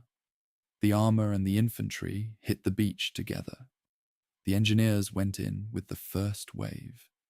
Dieppe had been a laboratory of failure. Juno Beach was, in measurable operational terms, the product of that laboratory. The AVRE petard is worth understanding in its technical specifics, because it represents a category of weapon that doesn't appear much in the popular histories of D-Day, and that was genuinely decisive at the point of the landing. The device was a 290mm spigot mortar mounted on a modified Churchill tank, firing a demolition projectile known informally as the Flying Dustbin, a name that gives you some indication of its shape, though not its effect. The projectile contained approximately 26 pounds of plastic explosive and was designed to detonate against a reinforced concrete surface, transmitting enough explosive force through the wall to collapse the internal structure even if the outer casing remained intact. At Courseulles-sur-Mer, where a series of German gun emplacements had been constructed to cover the beach entrance, AVRE petards were used to engage the emplacements at ranges of 30 to 50 meters, almost literally point blank. The weapon was accurate enough at those ranges to place the projectile directly against the casemate wall. The crews had to stop the tank, hold their position under direct fire from the emplacement they were engaging, and fire at a range where a miss would be measured in meters. Several AVRE crews at Juno Beach were cited in post-action reports for exactly this kind of engagement. The casemates fell. The beach exits opened. By the early afternoon, the speed of the Canadian advance had outrun its own coordination structure. This is the paradox of success under fire. Move too slowly, and you leave your men exposed on the beach. You move too fast, and you create gaps in the line that the enemy can exploit. The North Nova Scotia Highlanders and the Highland Light Infantry of Canada were by mid-afternoon approaching objectives that the original timetable had designated for D-Day +8. The Carpiquet airfield a significant German airbase west of Caen that had been listed as a late campaign objective, was within striking range of lead Canadian elements by evening. They didn't take it. The garrison was reinforced overnight, and the airfield would remain German for several more weeks, becoming the site of bitter fighting involving the same Canadians who had nearly reached it on the 6th of June. But the approach tells you something about what the Canadian 3rd Division achieved on D-Day that the simple casualty comparison with Omaha doesn't fully convey. The gap between Juno and Sword Beaches and the 4 to 5 kilometer corridor recorded in the 3rd Canadian Division's evening war diary was where the entire Allied enterprise came closest to catastrophic failure on the 6th of June. Not Omaha, not the scattered airborne drop. This gap. The 21st Panzer Division, the only German armoured unit committed to combat on D-Day, identified the corridor in the late afternoon and drove through it. German armour reached the coast near Lyon-sur-Mer at approximately 2000 hours, the only German armoured force to reach the sea on the 6th of June. They were briefly at the water's edge between the two Allied beachheads, a fact of such profound operational consequence that it barely appears in most English-language accounts of D-Day. Had the 21st Panzer been at full strength, had its commitment not been delayed by 7 hours of OKW indecision, had the corridor remained open for another 12 hours, the implications run in uncomfortable directions. As it was, a combination of factors, declining light, the appearance of Allied reinforcing aircraft overhead, the lack of infantry to exploit the armoured penetration, caused the German commander to withdraw rather than hold. The gap closed. The beachhead survived. The margin was narrower than the victory narrative usually allows. The British 3rd Division's failure to close the gap is, in the documentary record, attributed to fierce enemy resistance on the left flank of the Sword Beach sector. The operational log of the 1st Special Service Brigade notes that by 1400 hours, its commando units had linked Sword to Juno and reported the gap believed closed. The 21st Panzer's own operational log, captured post-war, records reaching the coast at 2000 hours through what its commander describes as an undefended corridor. These accounts cannot all be accurate. Either the gap was closed and the Panzer commander found a different route to the coast, or it wasn't closed when the Special Service Brigade reported it was, or the timeline in at least one account is wrong. This is one of the genuinely unresolved source conflicts in the D-Day record, and I want to be honest about the fact that I don't have a definitive resolution to offer. What the documentary evidence does establish clearly is that German armour reached the Allied coast on D-Day, that the gap between Juno and Sword was real, and that the outcome depended on German decisions as much as Allied ones.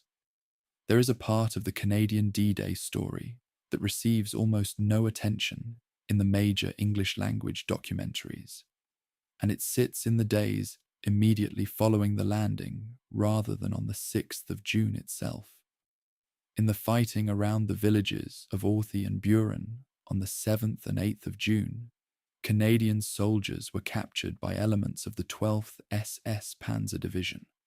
The formation composed substantially of former Hitler Youth volunteers, average age approximately 18, commanded by officers who had served on the Eastern Front and brought its particular moral character west with them.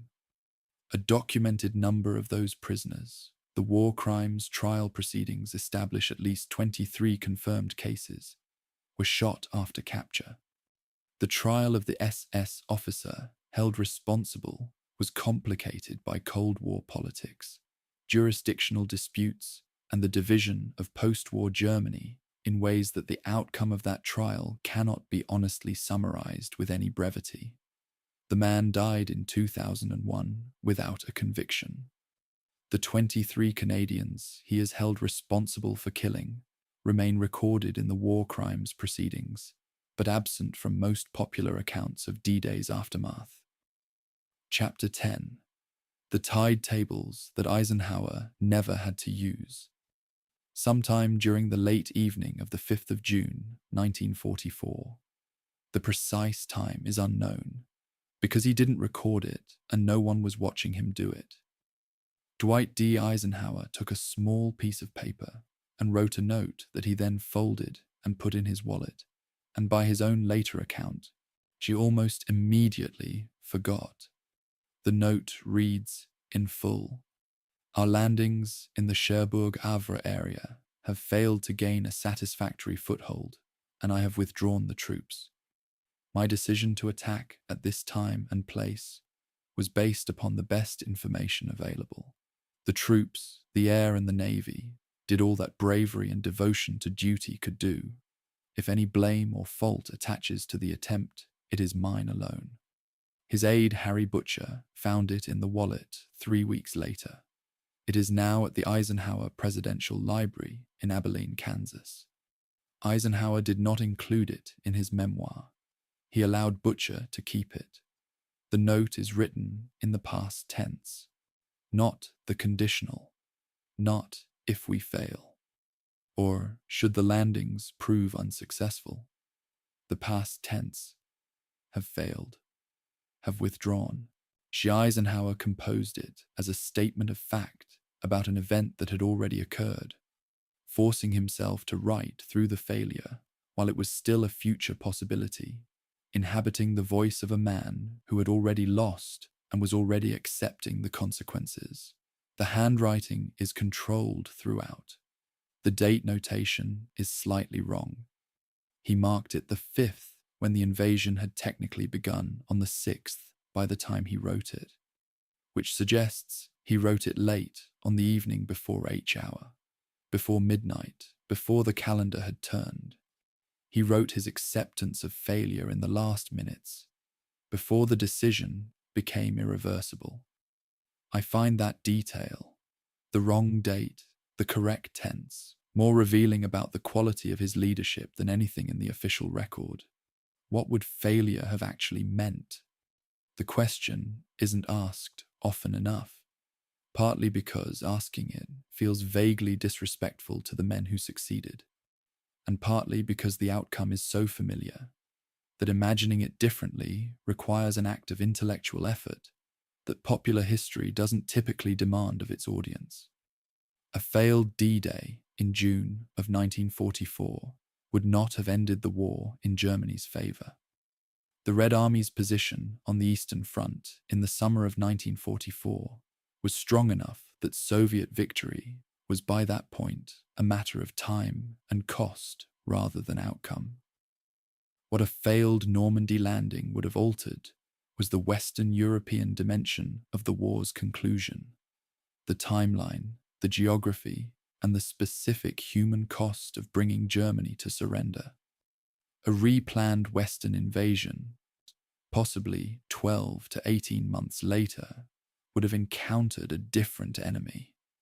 A Germany that had deployed its first operational jet aircraft in significant numbers, that had refined its V-weapons program, that had absorbed and adapted to the operational lessons of a failed amphibious assault. The war would probably still have ended the same way. The cost of ending it would have been measurably higher. The Allied planning apparatus maintained several contingency frameworks for German collapse that are worth knowing about, partly because they illustrate the binary character of the overlord planning mind. Schaff kept 3 standing plans on the shelf, updated periodically against the evolving intelligence picture: Rankin A, for a scenario in which Germany began a voluntary withdrawal from occupied territories; Rankin B, for a scenario of general German military collapse; and Rankin C, for unconditional German surrender. What none of these plans addressed, what appears nowhere in the Schaff contingency archive with any specificity, was a partial failure scenario. A landing that established a foothold but couldn't break out. A beachhead that held but didn't advance. The planners had designed for success or designed for the next attempt. The in-between state, the attritional, grinding stalemate that would actually characterize the Normandy campaign for several weeks after D-Day, was not a scenario the planning framework had formally anticipated. Eisenhower had visited the paratroopers of the 101st Airborne at Newbury Airfield on the evening of the 5th of June, moving among the men as they prepared to board their aircraft. This has become one of the iconic images of the war. The photographs taken by the Army Signal Corps photographer show Eisenhower in conversation with soldiers whose faces carry the specific expression of men who are an hour from something they cannot reverse. What the photographs don't show, what the archival record establishes through his Chief of Staff's internal communications, is that Eisenhower had received, days earlier, an analysis predicting airborne casualties in the first 24 hours at 70 to 80%. He had ordered the analysis classified. He had gone to the airfield anyway. The men he was talking to were, in the assessment of his own headquarters, likely to suffer losses of 3/4 or more before dawn. His manner in the photographs is composed. It is not the composure of a man who doesn't know what's coming. It's the composure of a man who knows exactly what's coming and has decided that composure is what the moment requires. The note's language of personal accountability, if any blame or fault attaches to the attempt, it is mine alone, has been cited so frequently in leadership writing and doctrine that it has acquired a slightly worn quality, as though repetition has rubbed some of its meaning smooth. But the original act was not a rhetorical gesture. It was a functional one. Eisenhower was a supreme commander in a coalition war, answerable to 2 governments, 2 military establishments, and a set of political pressures that had been building since the fall of France in 1940. If the invasion failed, the institutional instinct of every bureaucracy in that coalition would be to identify someone to bear the weight of it. The note was Eisenhower's preemptive answer to that question. It was also, I think, a private act of psychological preparation, a way of making the failure real in his mind before it happened, so that if it happened, he wouldn't be destroyed by the surprise of it. He was forcing himself to live through it on paper so that he could function through it in fact.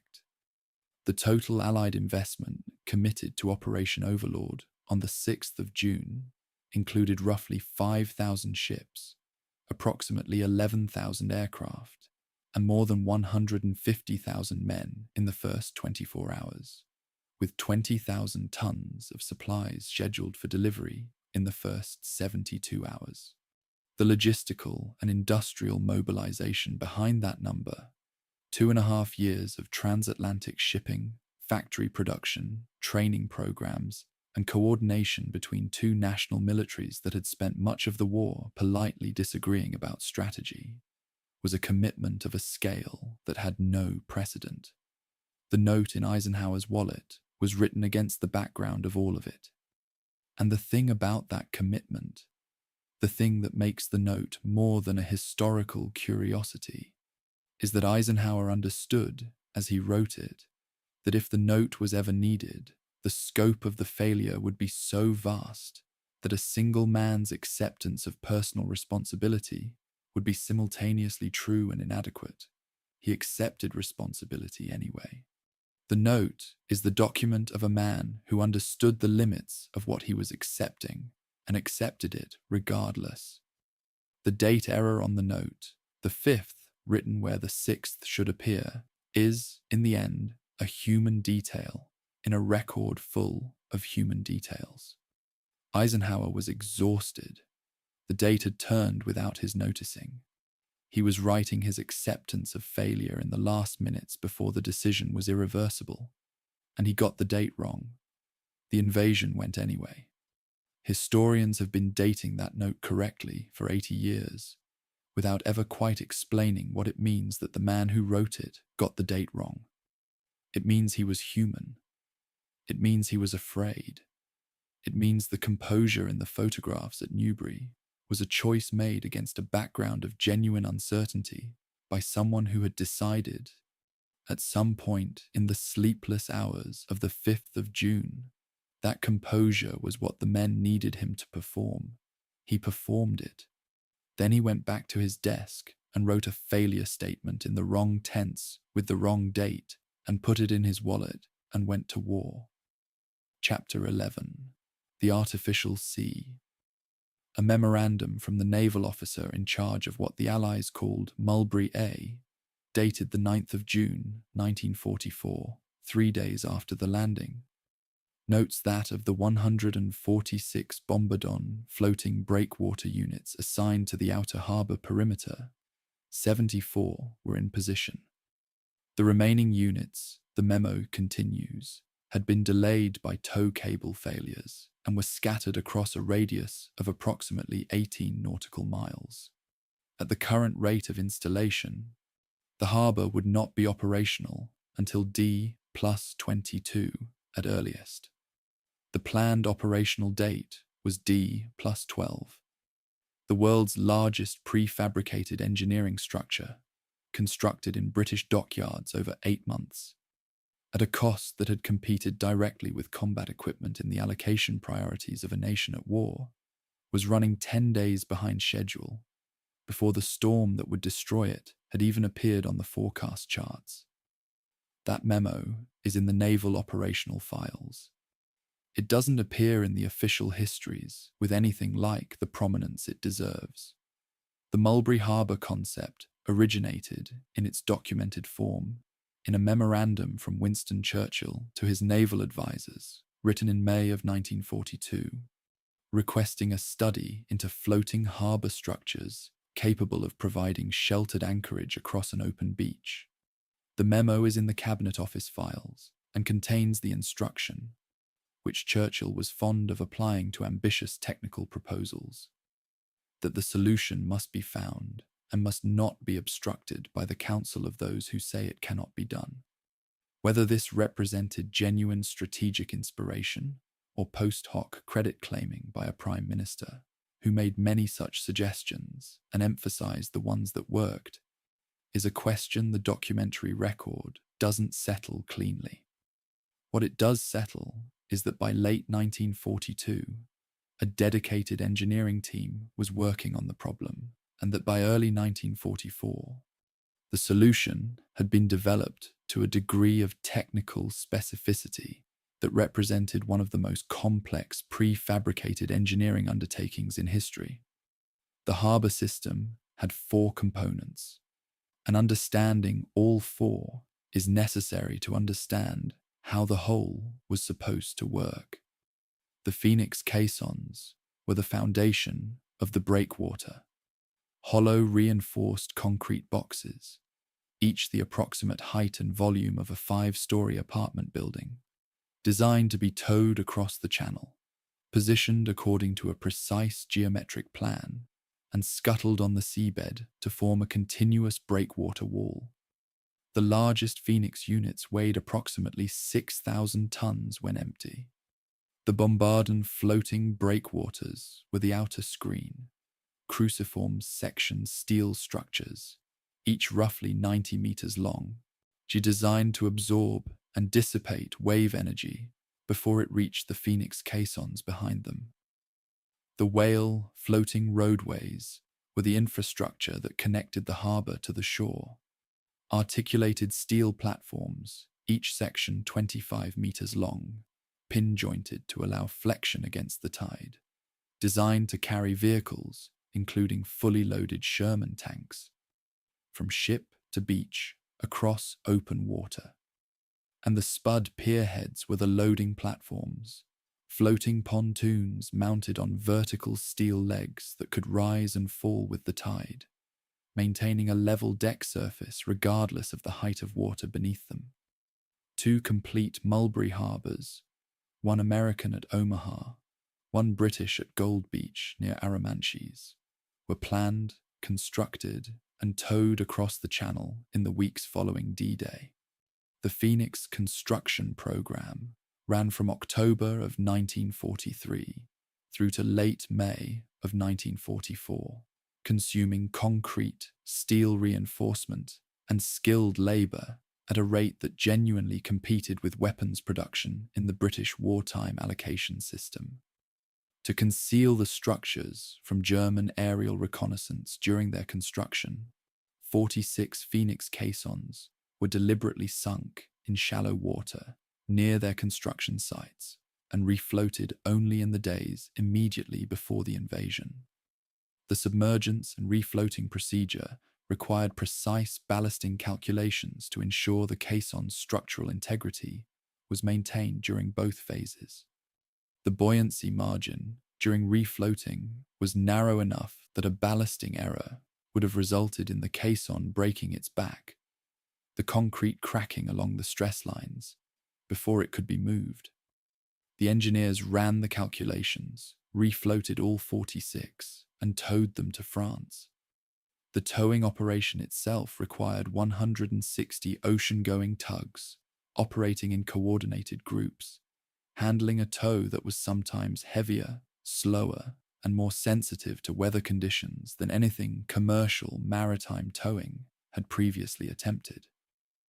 The Whale Roadway's pin-joint system is the kind of engineering detail that deserves more than passing mention, because it illustrates the specific ingenuity that the whole program demanded. Each 25-meter section of roadway was connected to the next by a bronze alloy pin joint that allowed approximately 5 degrees of flexion in any direction. The deck loading specification was 40 tons, enough for a Sherman tank or a convoy of loaded 2.5-ton trucks. And the roadway had to maintain that load capacity while the individual sections rose and fell with the tide and with the passage of the loaded vehicles themselves. The pin joint design was derived from bridge engineering practice, adapted for a marine environment and the specific dynamic loading created by vehicles moving at operational speed. Post-war salvage engineers examining the surviving whale sections at Arromanches noted less than 15% corrosion degradation after 5 months of continuous operation. The material specification had been calibrated for a 180-day operational life. The engineers had over-engineered it significantly. In a program of this complexity, that margin was the difference between a harbour that worked and one that didn't. The storm that hit the Normandy coast on the 19th of June, 1944, began with wind speeds of 30 to 40 knots and sustained wave heights of 2.5 to 3.5 meters across the harbour area. Over 73 hours, it destroyed Mulberry, the American harbour at Omaha Beach, almost completely. The bombardon floating breakwaters, which were supposed to protect the Phoenix caissons from exactly this kind of wave energy, sheared their moorings under the storm loading and became, effectively, large steel battering rams moving under wave action inside the harbour perimeter. The Phoenix caissons behind them, struck repeatedly by the loose bombardons, were damaged beyond repair. The post-battle engineering analysis, and this is where the source conflict becomes important, identified the primary contributing factor as the installation angle of the bombardon units. The design specification called for the outer breakwater to be installed at 12 degrees to the predominant wave attack direction, a geometry that had been validated in wave tank testing at the Hydraulics Research Station at Wallingford in 1943. The operational installation had placed the bombardons at approximately 15 degrees, 3 degrees from the specification.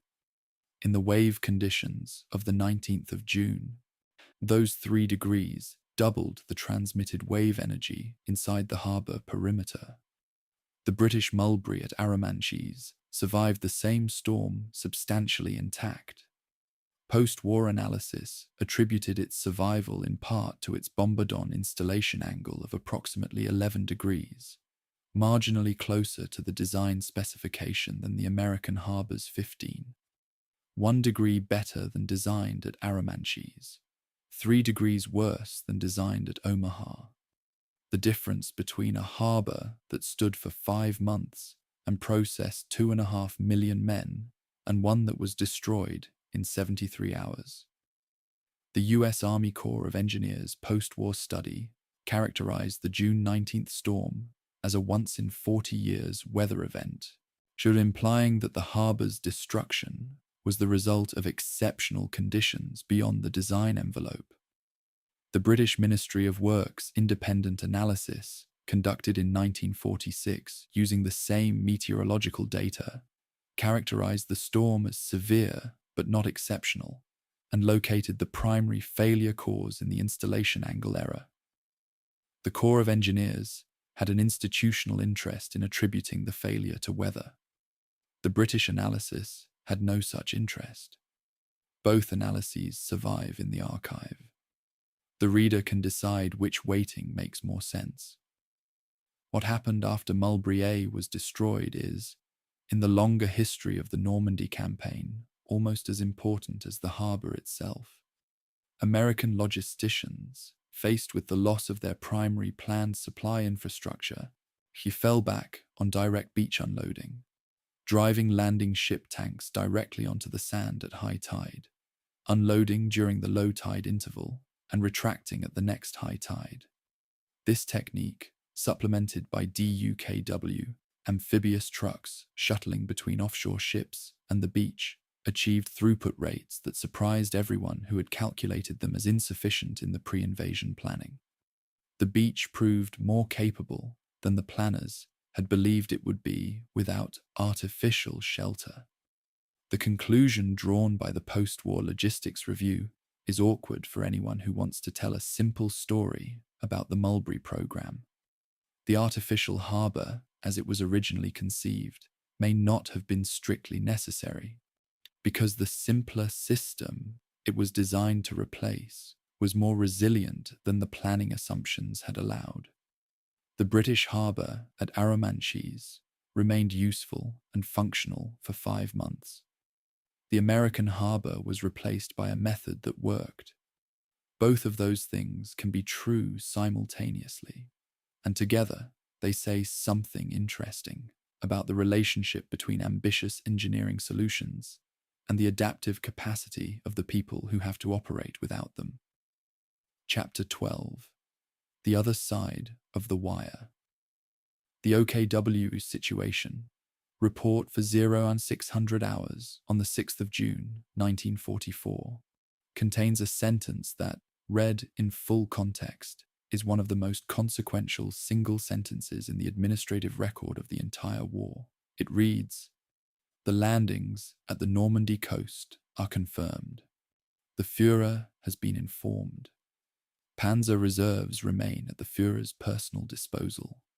Release requires direct authorization from OKW." 6 hours after the first Allied parachutists jumped into France, 6 hours after the naval bombardment had begun, 6 hours after the first soldiers had stumbled up the beaches, and the most powerful concentration of armoured reserves in Western Europe, divisions that might have made a decisive difference if committed in those first hours, was sitting in its motor pools, waiting for a phone call from a man who was asleep.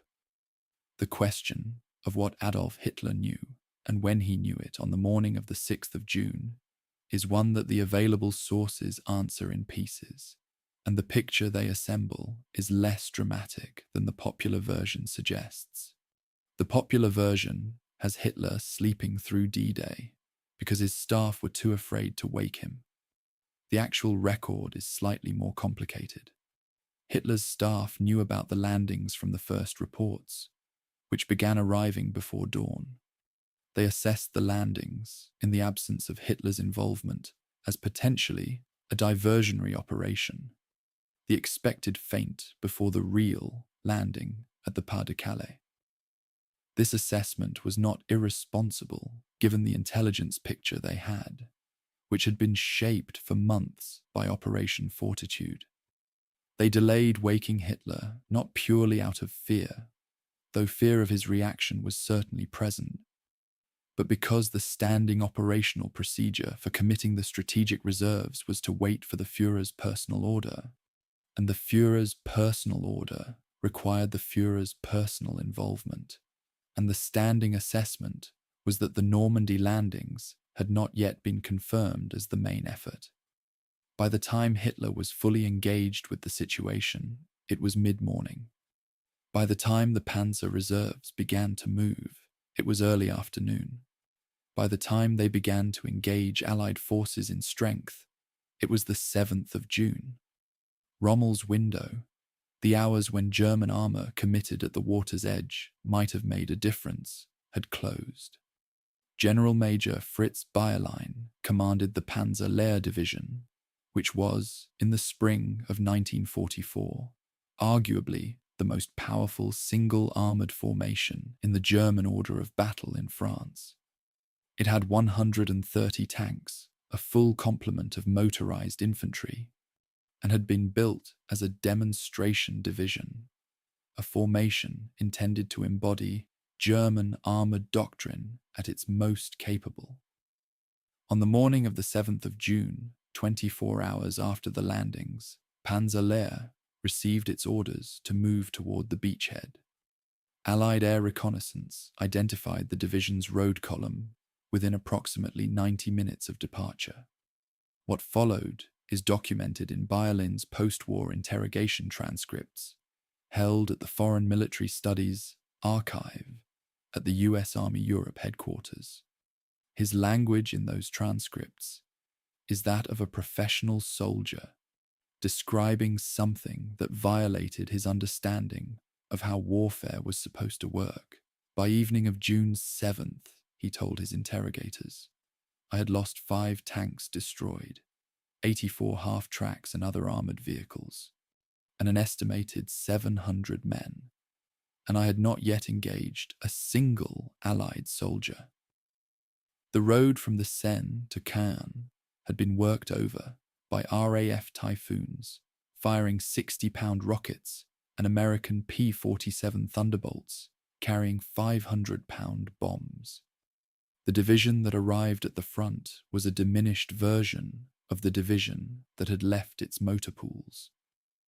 Bayerlein fought the rest of the Normandy campaign, and then the subsequent campaign across France, with what was left. The 21st Panzer Division's experience on the 6th of June itself illustrates the specific character of the German command failure in the most direct possible terms. The division received its orders to move at approximately 14:30 hours, 7 hours after the first landings. It then received a standing order from OKW to halt and await confirmation that Normandy represented the main Allied effort.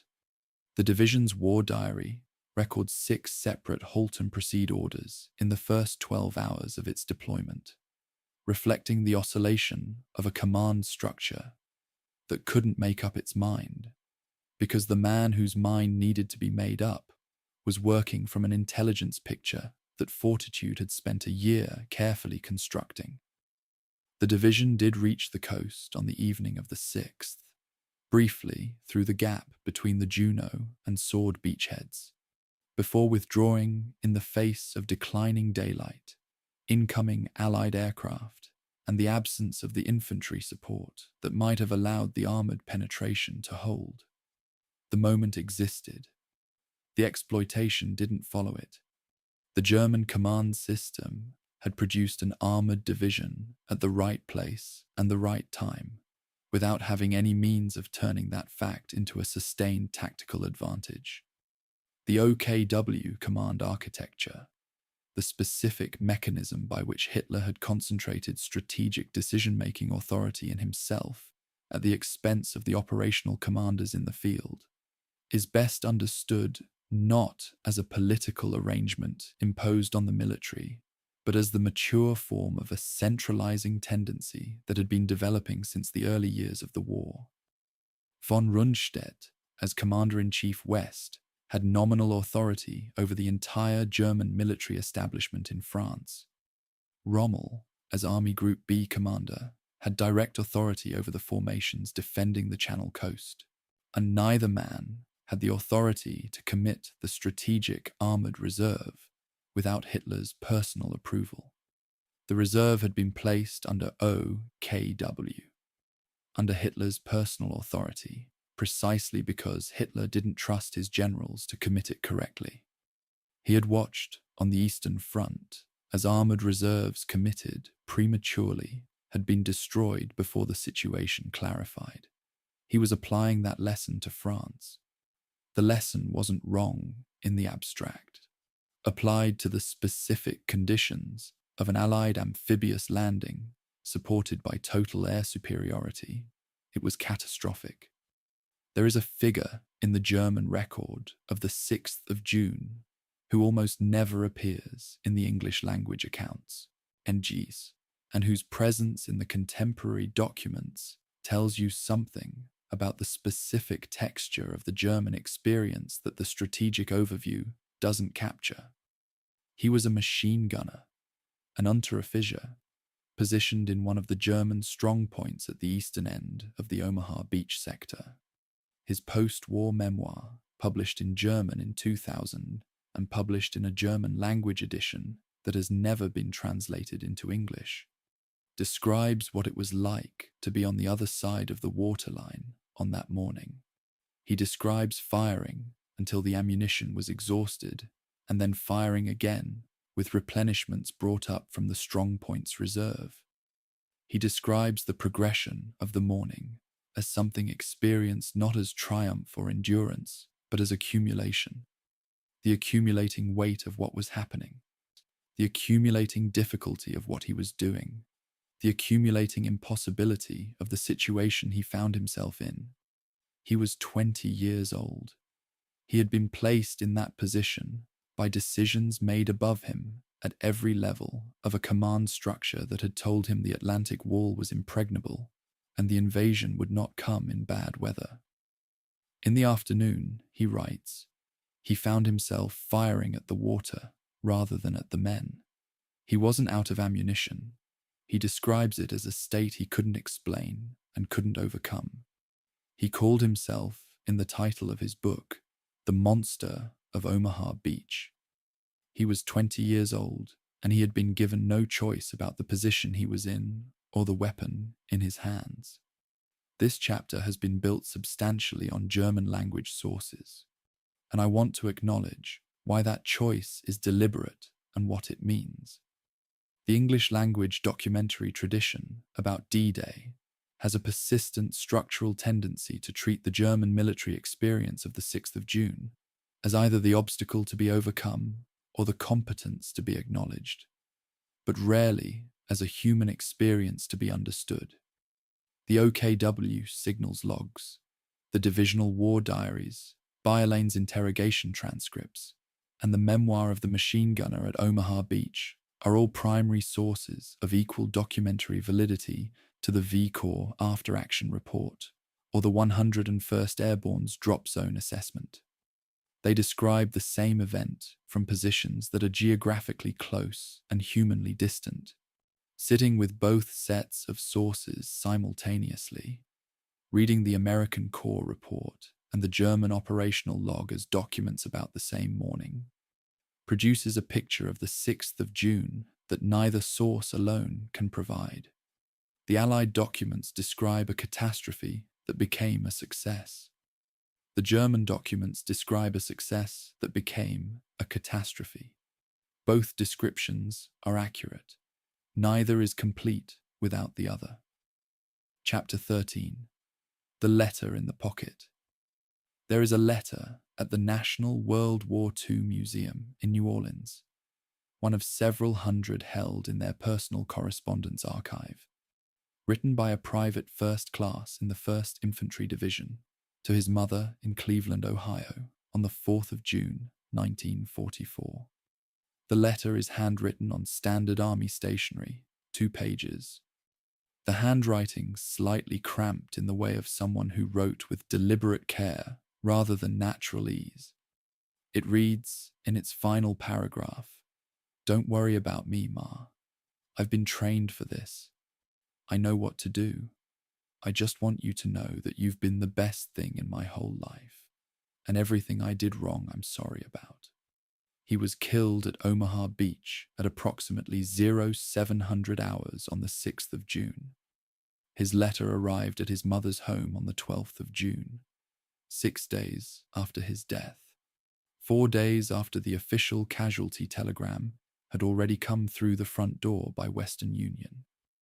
His mother received the news of her son's death before she received his handwriting. That sequencing was not a policy failure. It was the consequence of two bureaucratic systems: military casualty notification and military postal censorship, operating at different speeds with no coordination between them. Nobody designed it to happen that way. It happened anyway. The letters written by soldiers in the 48 hours before D-Day constitute collectively one of the most revealing primary source archives from the entire war.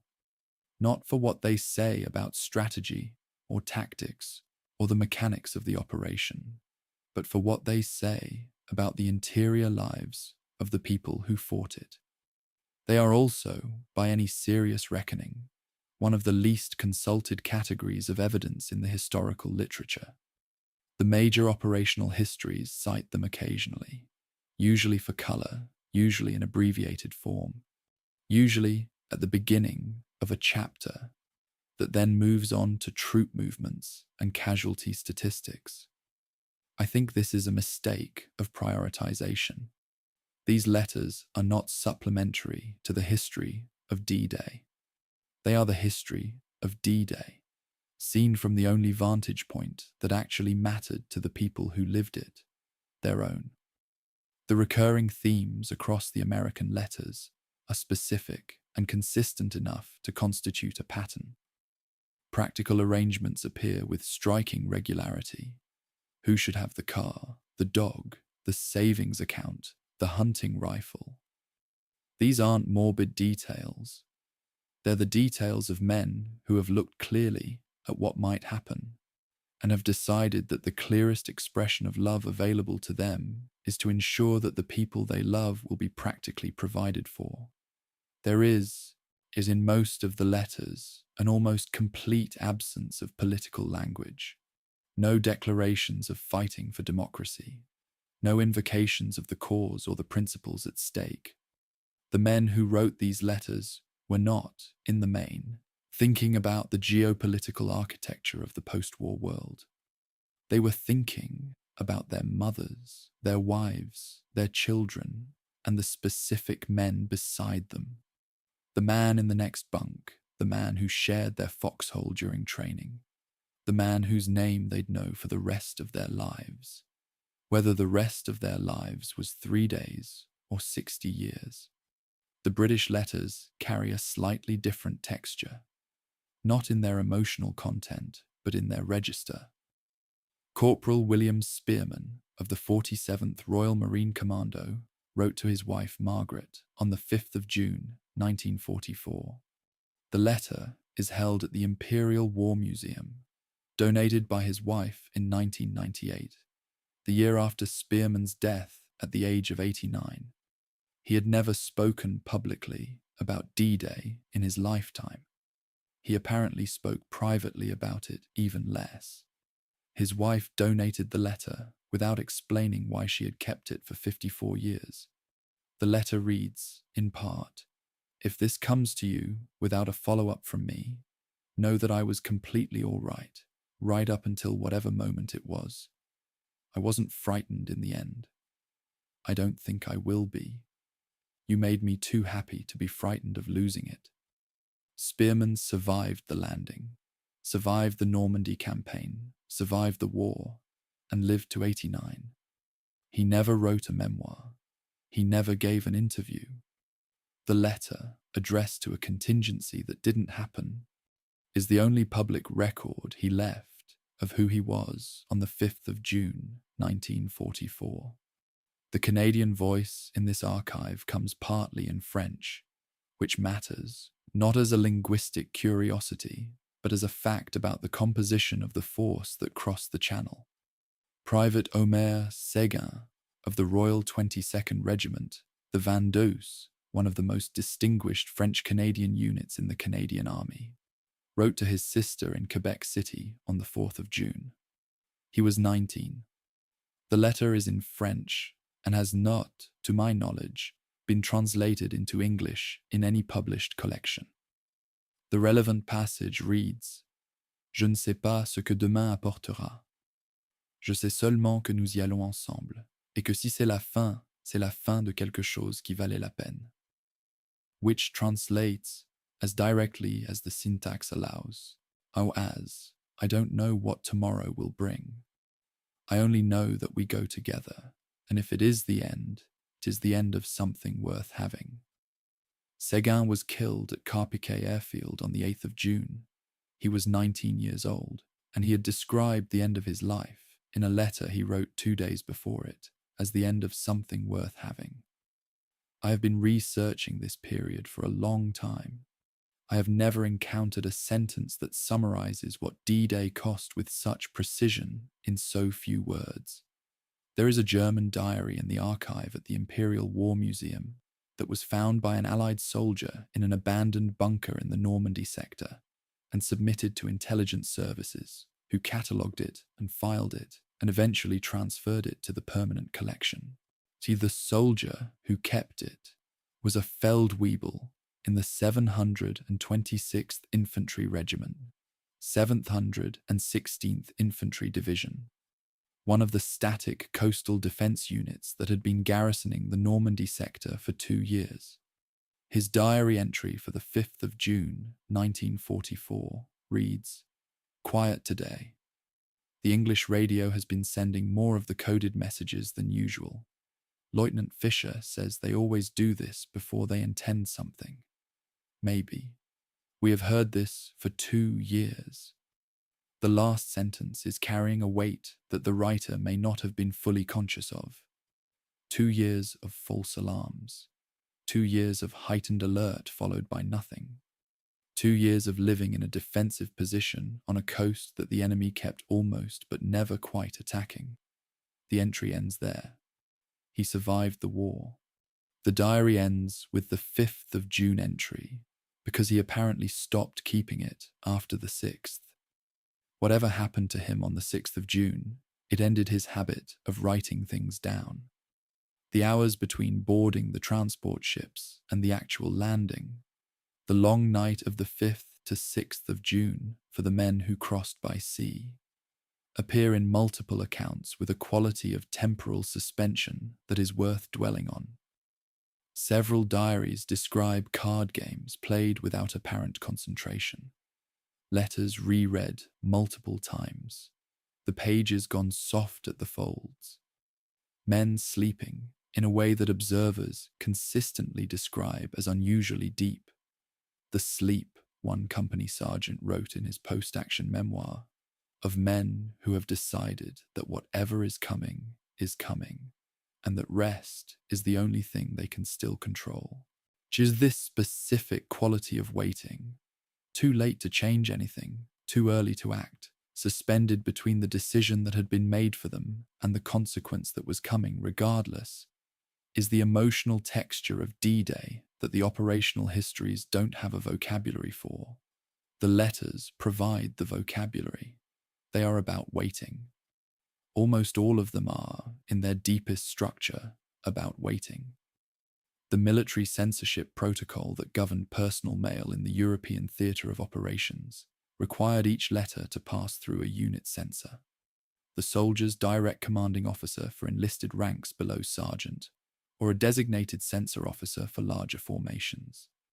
Letters were physically cut with scissors, where specific place names, unit designations, or operational information appeared.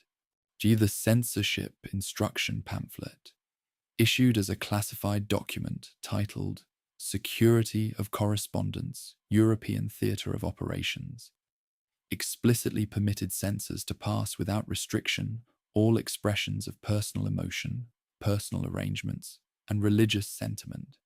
The system was designed to protect operational security while preserving the morale function of the mail. It worked in the sense it was designed to work.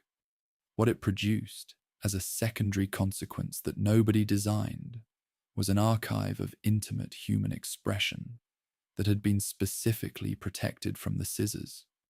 The emotional content, the practical arrangements, the love. The system preserved the most important parts by deciding they weren't dangerous. The 10-day postal hold, the quarantine on outgoing mail from the Normandy sector that was standard practice from the days immediately before and after the landing, meant that the letters, written on the 4th and 5th of June, arrived at their recipients' homes on approximately the 15th and 16th of June. The official casualty telegrams, sent by Western Union under military instruction, were transmitted within days of death confirmation and delivered by telegram messenger to the family address. A soldier who died at Omaha Beach on the morning of the 6th of June might have his death notified to his family by the 12th or 13th of June, and his final letter arrived 2 or 3 days after that. The family read the telegram. They absorbed the fact of it, or tried to, and then, 2 or 3 days later, an envelope arrived in their son's handwriting that had been written before any of this had happened, when he was still alive and thinking about the car and the dog and everything he was sorry about. Nobody planned that sequence. Nobody decided it should happen that way. It happened because 2 administrative systems were running at different speeds with no one responsible for their intersection. It happened to thousands of families. It happens to be the most human detail in the entire bureaucratic record of D-Day. Chapter 14. The Bocage, when the map was a lie. On the 15th of May, 1944, 3 weeks before D-Day, the United States Army Corps of Engineers submitted a terrain analysis report covering the Normandy interior, with specific reference to the Bocage country of the Calvados and Manche departments. The report assesses the hedgerow terrain and arrives at a conclusion that is worth quoting in full because of what happened to it. The hedgerow terrain will present infantry with covered concealment and natural defensive positions. It will have minimal effect on armored operations, which will be supported by the road network. Every operative clause of that sentence was wrong. The hedgerows provided equal concealment to the defender and the attacker, which, when one side was defending prepared positions and the other was advancing into unknown terrain, was an enormous advantage to the defender. The effect on armored operations was not minimal. It was, within days of the landing, proving catastrophic, and the road network was covered at nearly every junction by German anti-tank guns positioned specifically to dominate the approaches.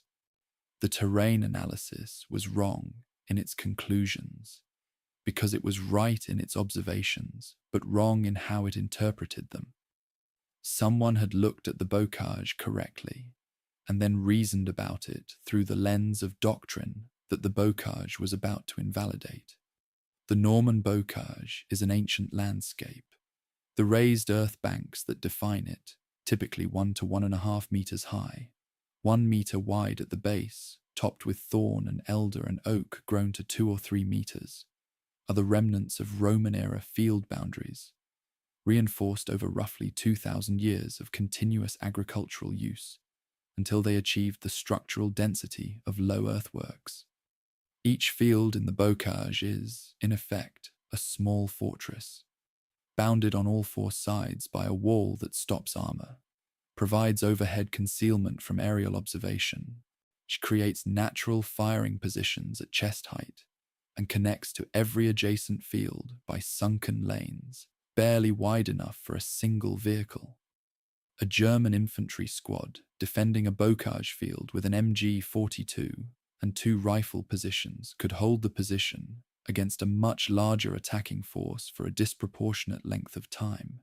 because the attacker had no angle from which to engage without exposing himself to fire from the adjacent fields. And the fields were so numerous and so uniform that clearing one had no predictable effect on clearing the next. The American infantry advance through the Normandy bocage in June and July of 1944 was, at its worst, measuring progress in fields rather than kilometers. The tank problem was specific and brutal. The standard approach to a bocage bank, driving at it, on nose first, caused the Sherman's front end to climb the face of the bank rather than penetrating it, because the soil was too dense and the root mass too deep for the tank's tracks to cut through at the base. As the tank climbed the bank, its nose rose above the crest level, and the belly armor, the thinnest plate on the entire vehicle, 38 millimeters on the ventral hull, was exposed above the bank line to direct fire from any German anti-tank weapon on the other side. The solution was supposed to be the road network, but the roads were dominated. Tanks confined to roads in bocage country were predictable, channeled, and vulnerable to prepared ambush positions that German defenders had weeks and months to establish. 17 Sherman tanks of the 2nd Armored Division were destroyed in this specific manner, belly armor exposed while climbing bocage banks, in the first 3 days of fighting inland from the beaches, within a total advance of approximately 5 kilometers. The Corps of Engineers' prediction of minimal effect on armored operations had been wrong by a margin that was being measured in burning vehicles. The doctrinal failure is distinct from the terrain failure, and the distinction matters. American combined arms doctrine in 1944 called for tanks to support infantry by firing at visible targets from positions of relative safety, while the infantry advanced to close with the enemy. In the bocage, visibility was typically 50 to 80 meters. Tanks and infantry couldn't see each other, couldn't coordinate firing and movement, and were each individually vulnerable to ambush at ranges where there was no realistic response time. The infantry's anti-tank weapon, the M1 bazooka, was effective against German armor at ranges up to approximately 80 meters, but required the firer to expose himself to infantry fire to achieve a usable firing angle. The German infantry's equivalent weapon had similar characteristics. Both sides were, in effect, fighting at ranges where the advantage of combined arms coordination collapsed into something closer to a series of individual encounters in enclosed spaces. Nothing in the pre-invasion training program had specifically prepared American infantry tank teams for this.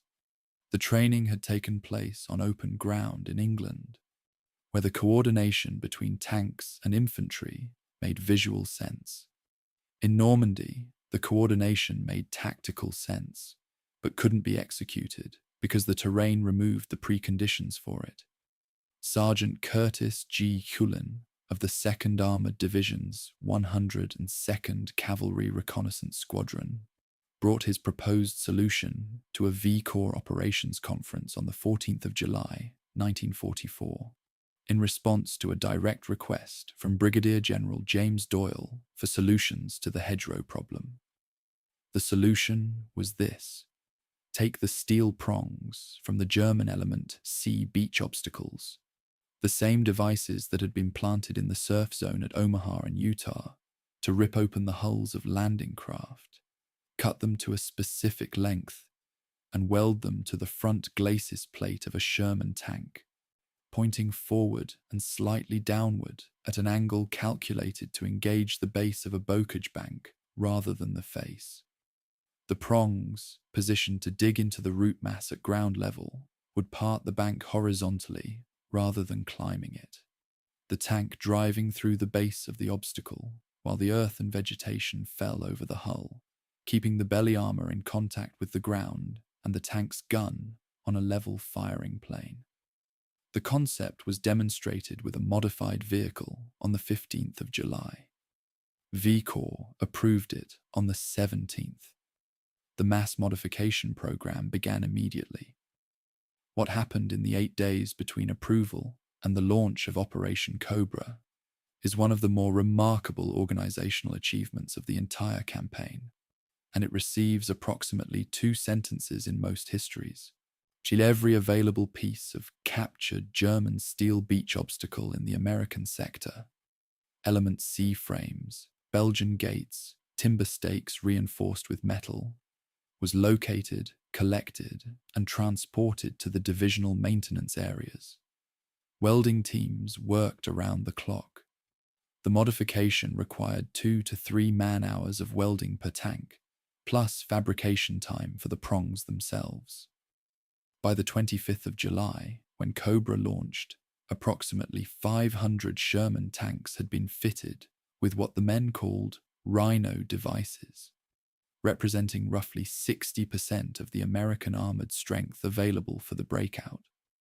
The material that Rommel had planted in the surf zone to stop American armor at the water's edge had been repurposed 7 weeks later to allow American armor to fight effectively 30 kilometers inland.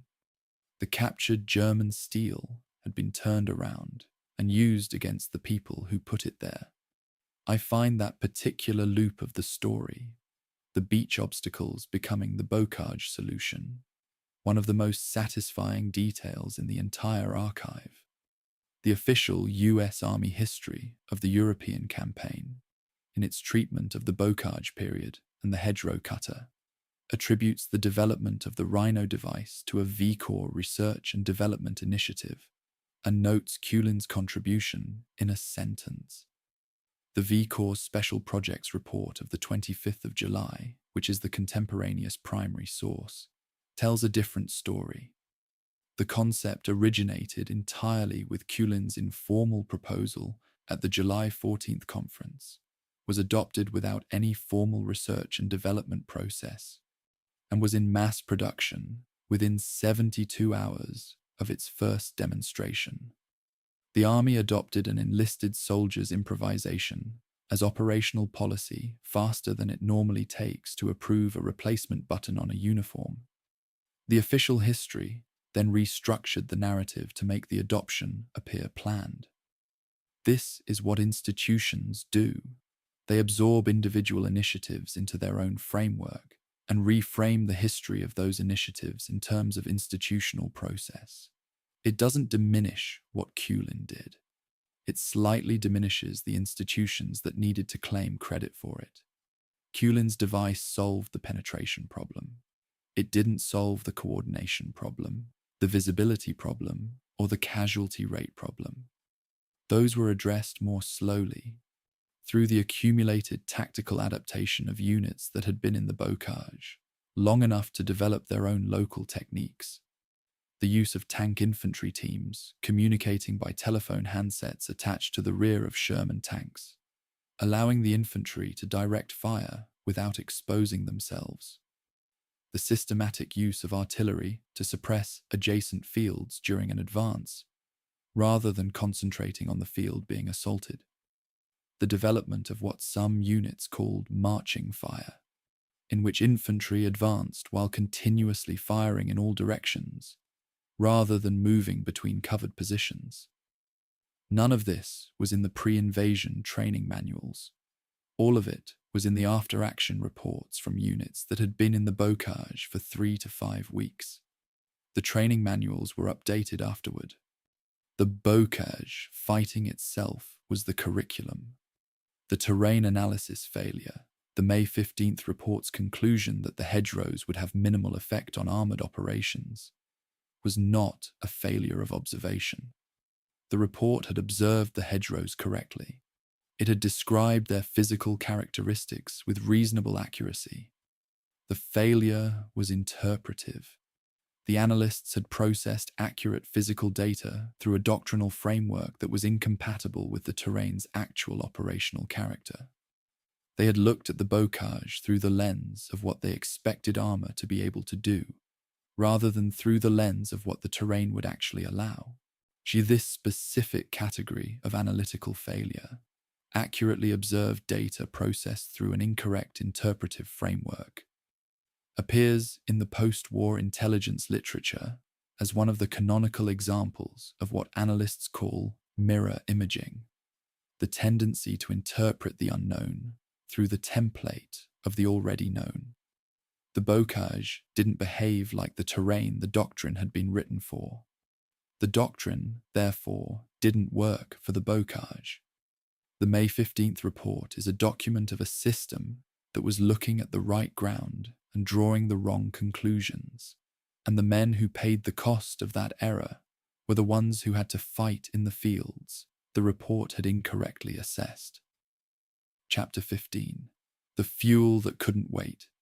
An Anglo-Iranian oil company technical memorandum numbered T147, dated March of 1943, and held in the company's wartime records, now accessible through the BP Historical Archive, opens with a sentence that has the quality of an understatement in a tradition that prizes understatement. It reads, "The proposal to lay a petroleum products pipeline across the English Channel involves no engineering principle not currently practiced in commercial pipeline technology." This is accurate. It is also a little like saying that climbing Everest involves no physiological principle not currently practiced in ordinary walking.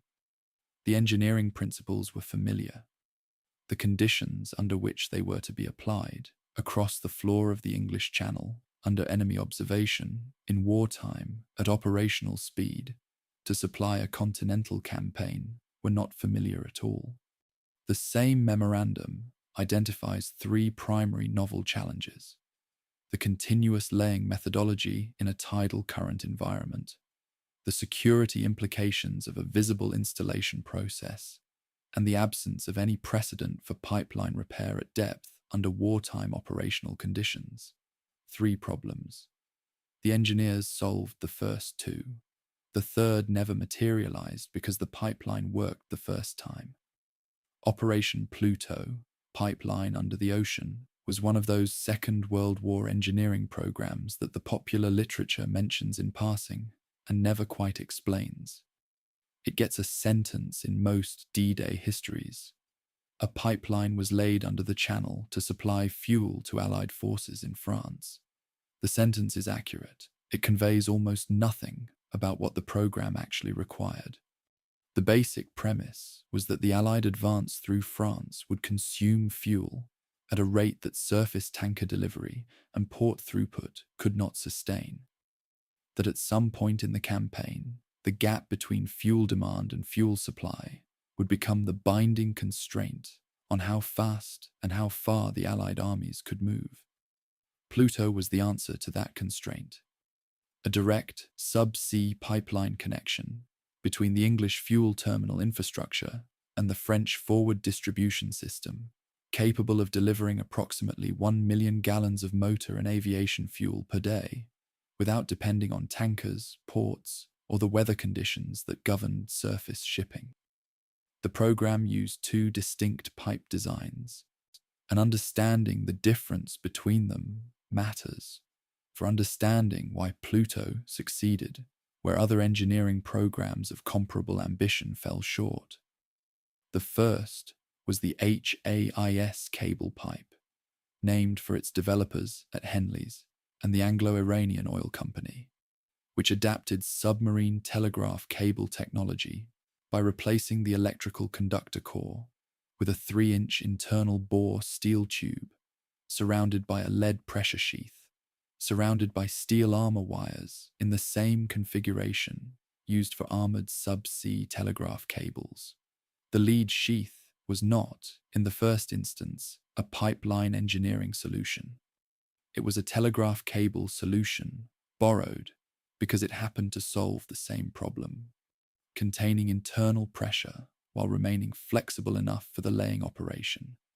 The second design was the Hamel pipe, named for the two engineers, Hammack and Ellis, who developed it.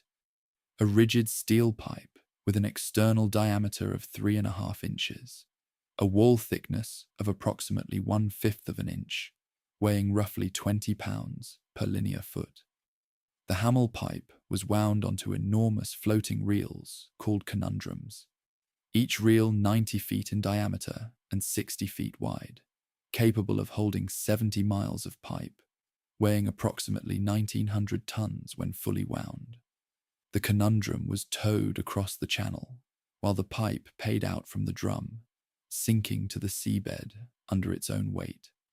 The operation was, in its physical principle, not unlike paying out a submarine telegraph cable, which is precisely why the engineers who designed Pluto had brought in the expertise of the cable-laying industry. The tow speed calculation for the conundrum crossing was a precise engineering problem with no margin for comfortable error. Too slow, and the pipe accumulated on the seabed in irregular piles that would develop stress fractures under the tidal current loading. Too fast, and the pipe was laid in a catenary, a suspended arc, that would snap under its own weight when the towing vessel stopped. The optimal tow speed, calculated from the pipe's weight per unit length, the seabed friction coefficient, and the tidal current data for the specific crossing route, was between 4 and 5 knots.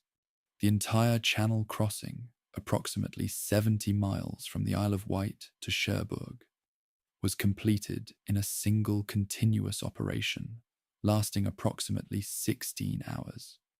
The pipe went down in one run at 4 to 5 knots, with no joins, no splices, no intermediate anchoring. It arrived on the French coast intact. The engineers had calculated correctly. The pumping stations on the English coast that drove fuel through the pipes were concealed behind cover stories of such domestic ordinariness that they read in the surviving operational files almost as comedy. The Sandown Bay pumping station, one of the primary pressure stations for the Isle of Wight crossing, was built inside what appeared from the outside to be a working garage and petrol filling station. The garage sold petrol. The petrol pump worked. Customers came in for fuel and received it from pumps connected to a forecourt tank that had nothing to do with the industrial-scale petroleum transfer operation running in the building behind it. The cover story required actual commerce. Someone had to serve actual customers. Someone had to keep the actual accounts. Someone had to smile at the actual people stopping for petrol, while one floor above them, equipment was pumping 56,000 gallons of aviation fuel per hour under the English Channel. The operational security files note this arrangement without apparent irony. A working garage was the most convincing cover for a military fuel transfer station, so they ran a working garage. The pumping capacity of the full Pluto system, when multiple lines were operational, and was approximately 56,000 gallons per hour per pipeline, translating to approximately 1,300,000 gallons per day across multiple active lines. To contextualize that number, the Allied ground forces in France by the autumn of 1944 were consuming approximately 800,000 gallons of motor fuel per day just for vehicle operations, with aviation fuel requirements adding substantially to that total. Pluto didn't supply all of that. Tanker delivery through Cherbourg and other captured ports supplied the majority of the total fuel requirement, probably around 65% according to the post-war American logistics analysis. The British official history gives Pluto a larger proportional credit. Both accounts are using the same delivery data and reaching different conclusions because they're weighting the question differently. The British history is asking what Pluto contributed in absolute terms, which was substantial. The American analysis is asking what proportion of total supply it represented, which was significant but not dominant. The specific allocation of credit between sources is a dispute that the documents don't resolve cleanly, and the honest position is that Pluto was essential, that without it, the fuel supply shortfalls of September and October of 1944 would have been measurably worse, without being the sole or even primary fuel lifeline. The detail about the HAIS pipe's performance under the stress of laying is one of those technical footnotes that turns out to be significant. Post-war surveys of the Pluto pipeline routes found that several sections of the HAIS cable pipe had developed significant kinks and deformations during the laying operation. Bends in the pipe that, in a conventional rigid pipeline, would have constituted structural failure and required immediate repair. The HAIS pipe didn't fail. The lead sheath surrounding the steel core deformed plastically, absorbed the bending stress without fracturing, and redistributed the load to the armor wires, which held. The pipe had been designed for a telegraph cable application, in which the lead sheath's role was electrical insulation and corrosion protection. Its plastic deformation properties under mechanical stress were a design inheritance from that application, not a deliberate pipeline engineering choice. The HAIS pipe survived its installation stresses because of a material property that had been selected for a completely different reason. Good engineering sometimes works for reasons the engineer didn't anticipate. Pluto became operational on the Cherbourg crossing in August of 1944, approximately 2 months after the Normandy landings, too late to affect the landing itself, but critically important for the sustained campaign that followed. By the end of the war, Pluto pipelines were delivering approximately 1 million gallons of fuel per day to Allied forces on the continent. The total fuel delivered through the system over its operational life contributed to every major Allied operation, from the liberation of Paris through the crossing of the Rhine and into Germany itself. The engineers who laid the first conundrum across the Channel had solved a problem that, had it remained unsolved, would have constrained the advance toward Germany at exactly the moment when the advance needed to accelerate. The pipeline under the ocean is not the most dramatic story of the Normandy campaign. It is one of the most consequential. The drama was always in the fuel consumption reports, not in the laying operation itself. Wars, at their logistical foundation, are about whether the machines that fight them have what they need to keep moving. Pluto was the answer to that question for the Western Allied advance through France. It ran under the Channel, and no one saw it, and the armies kept moving, and the war ended when it was supposed to. Chapter 16. Cobra Strikes, the violence that ended the stalemate. A letter from General Omar Bradley to General Karl Spaatz, commanding the 8th Air Force, dated the 20th of July, 1944, 5 days before Operation Cobra launched, contains a passage that should have been acted upon and wasn't. Bradley writes, "I must express my concern about the proposed bombing axis. A parallel bomb run axis along the road would reduce the risk of short drop incidents. I understand the difficulties for the air arm. I ask that you review the approach parameters before the operation proceeds." Spaatz received the letter. The approach parameters were not changed. 5 days later, American bombs killed 111 American soldiers and wounded more than 500. The letter is in the operational correspondence files. The dead are in the ground.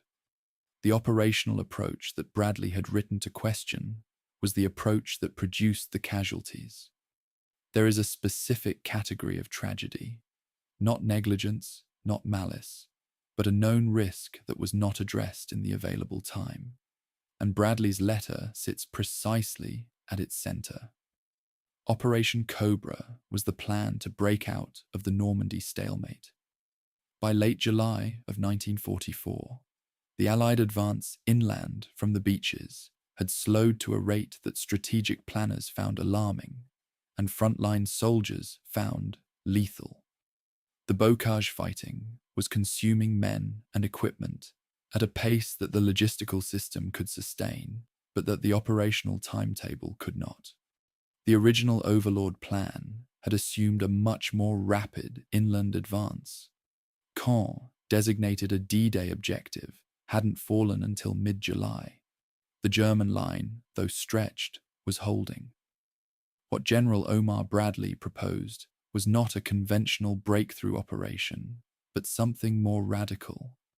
A concentrated carpet bombing attack on a section of the German line, narrow enough to saturate completely, followed immediately by an armored exploitation through the gap before the Germans could reorganize. The bombing program called for approximately 2,500 aircraft from the 8th and 9th Air Forces to drop their ordnance on a rectangular target box 7,000 yards wide and 2,500 yards deep, immediately south of the Saint-Lô to Perrier Road. The Allied front line was on the north side of that road. The planned safety margin, the distance between the near edge of the bombing box and the nearest American positions, was 800 yards. 7 Corps ground commanders had requested a safety margin of 3,000 yards. The 800-yard figure was a compromise between what the ground forces needed to be safe and what the air forces calculated their bombing accuracy could justify. The Norden bomb site used by the heavy bombers had a circular error probable, the radius within which half of all bombs could be expected to fall, of approximately 300 to 400 meters under ideal conditions. Under operational conditions, with varying winds at altitude, smoke obscuration of aim points, and the formation bombing requirement that forced sequential release rather than individual aiming, the effective circular error probable increased to 600 to 800 meters. The statisticians had the numbers. The 800-yard safety margin, checked against the operational circular error probable, predicted that a meaningful proportion of bombs from the nearest formation elements would land within American positions. This was calculable before the operation. It was calculated before the operation. The calculation didn't change the operational plan, because the operational schedule didn't allow time to develop a safer alternative. The 24th of July brought a partial disaster that should have stopped the operation. A weather delay caused some aircraft to drop before receiving recall instructions. 25 American soldiers were killed and 131 were wounded. Bradley lodged a formal protest. He requested that the bombing axis be changed to run parallel to the Saint-Lô road rather than perpendicular to it, which would have reduced the short drop risk by limiting the exposure of American positions to the edge of the bombing run rather than the full width of it. The 8th Air Force declined. A parallel axis would require the bomber formations to fly over German anti-aircraft positions for a longer period, increasing aircrew casualties. The operation was reset for the 25th of July. The approach axis was unchanged. On the 25th of July, 1,507 heavy bombers, 380 medium bombers, and 559 fighter bombers executed the Cobra bombing. The tonnage expended, 5,000 tons of ordnance in a single day's operation, was the largest single-day bomb tonnage in the European theatre of operations to that date. The effect on the German defensive positions was, in the sectors where the bombing was accurate, genuinely devastating. Fritz Bayerlein, whose Panzer-Lehr division held much of the target area, described the German position afterward as a lunar landscape. His estimate was that 70% of his effective combat strength had been eliminated before a single American soldier crossed the line of departure. The German defensive line in the Cobra sector was broken. The armored exploitation followed. The breakout began. Within a week, American armored columns were racing across France at a pace that made the previous 7 weeks of bocage fighting look like a different war. Between those two outcomes, the German devastation that broke the line and the American casualties that resulted from the same bombing, sits a number that appears in almost no popular summary of Operation Cobra's effectiveness. Approximately 400 tons of the 5,000 dropped fell on American positions. That is the estimated short drop total. 111 Americans were killed. More than 500 were wounded. Among the dead was Lieutenant General Leslie McNair, commander of United States Army Ground Forces, the highest-ranking American officer killed in the European theater of operations. McNair was in a forward observation position because he wanted to assess personally whether the air-ground coordination doctrine that his organization had developed actually performed as designed in the field. The doctrine didn't perform as designed. McNair was killed in the evidence of that failure. His death was announced publicly with the cover story that he had died elsewhere, to conceal from the Germans that American senior officers had been present in the front line at the point of the bombing. The Joint Army-Air Force investigation, conducted in August of 1944, found that the bombing approach axis, perpendicular rather than parallel, was the primary contributing factor in the short drops. The investigation recommended that all future close air support operations use a parallel bombing axis to reduce the exposure of ground forces to the fall of bombs short of the target. The recommendation was adopted as doctrine. It was adopted approximately 36 hours after it would have been useful to the 111 men it was too late to help. The 8th Air Force's own investigation report attributed the short drops primarily to target identification failure caused by battle smoke obscuration, framing the outcome as the consequence of conditions that were inherently unpredictable. The ground force investigation attributed it primarily to the approach axis. The physical evidence, the pattern of bomb impacts, concentrated in the zone immediately behind the American front line, rather than randomly distributed across the target area, is more consistent with the approach axis explanation than the smoke explanation, because smoke-induced errors would distribute impacts randomly, whereas approach axis errors concentrate them in a geometrically predictable zone relative to the bomber's ground track. The 8th Air Force had an institutional interest in the smoke explanation. The ground forces had an institutional interest in the approach axis explanation. The bomb impact pattern has no institutional interests. It sits in the survey data exactly where the mathematics of the approach axis predicted it would be. What Cobra produced, beyond the breakout and the casualties, was a doctrinal revolution in how American air and ground forces would work together in every subsequent conflict.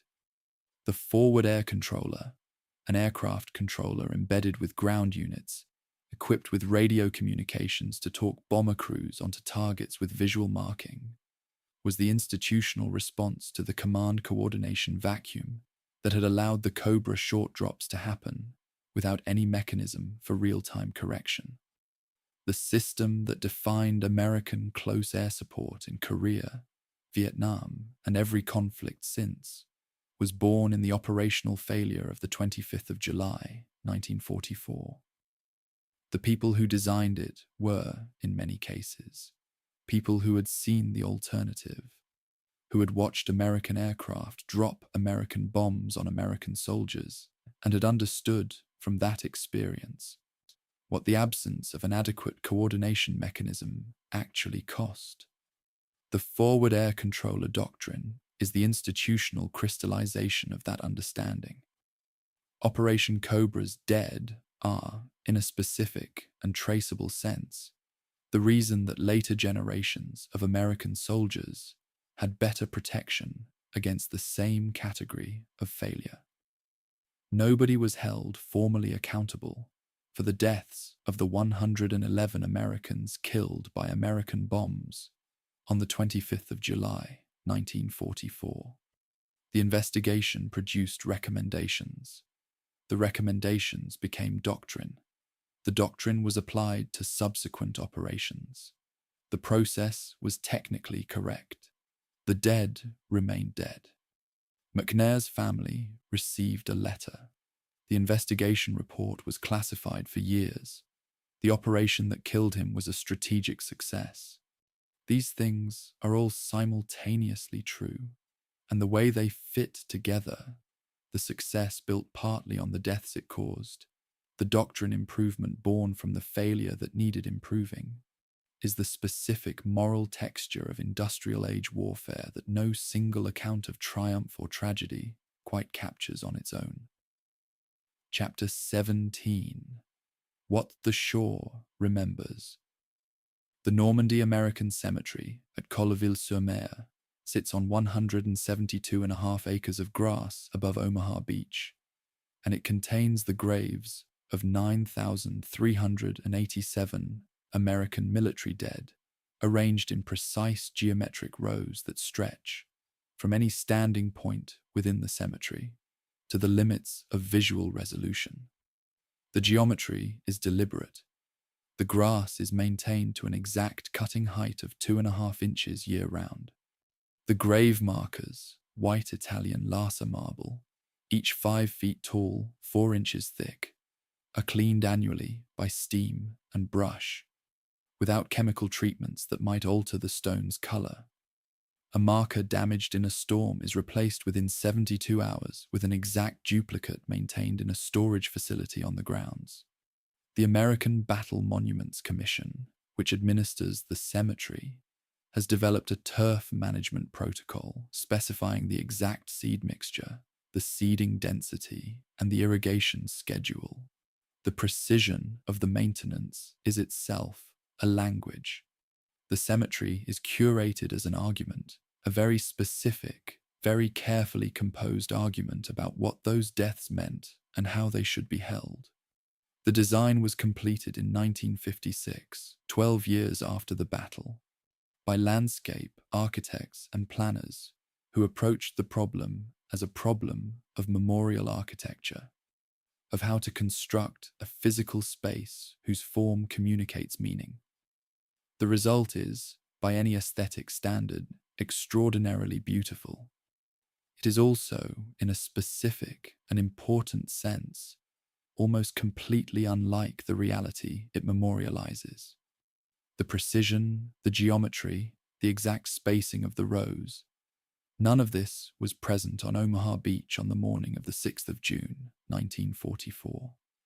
The reality was disorder, improvisation, the specific chaos of a plan that had ceased to exist as a practical document within 90 minutes of H-hour.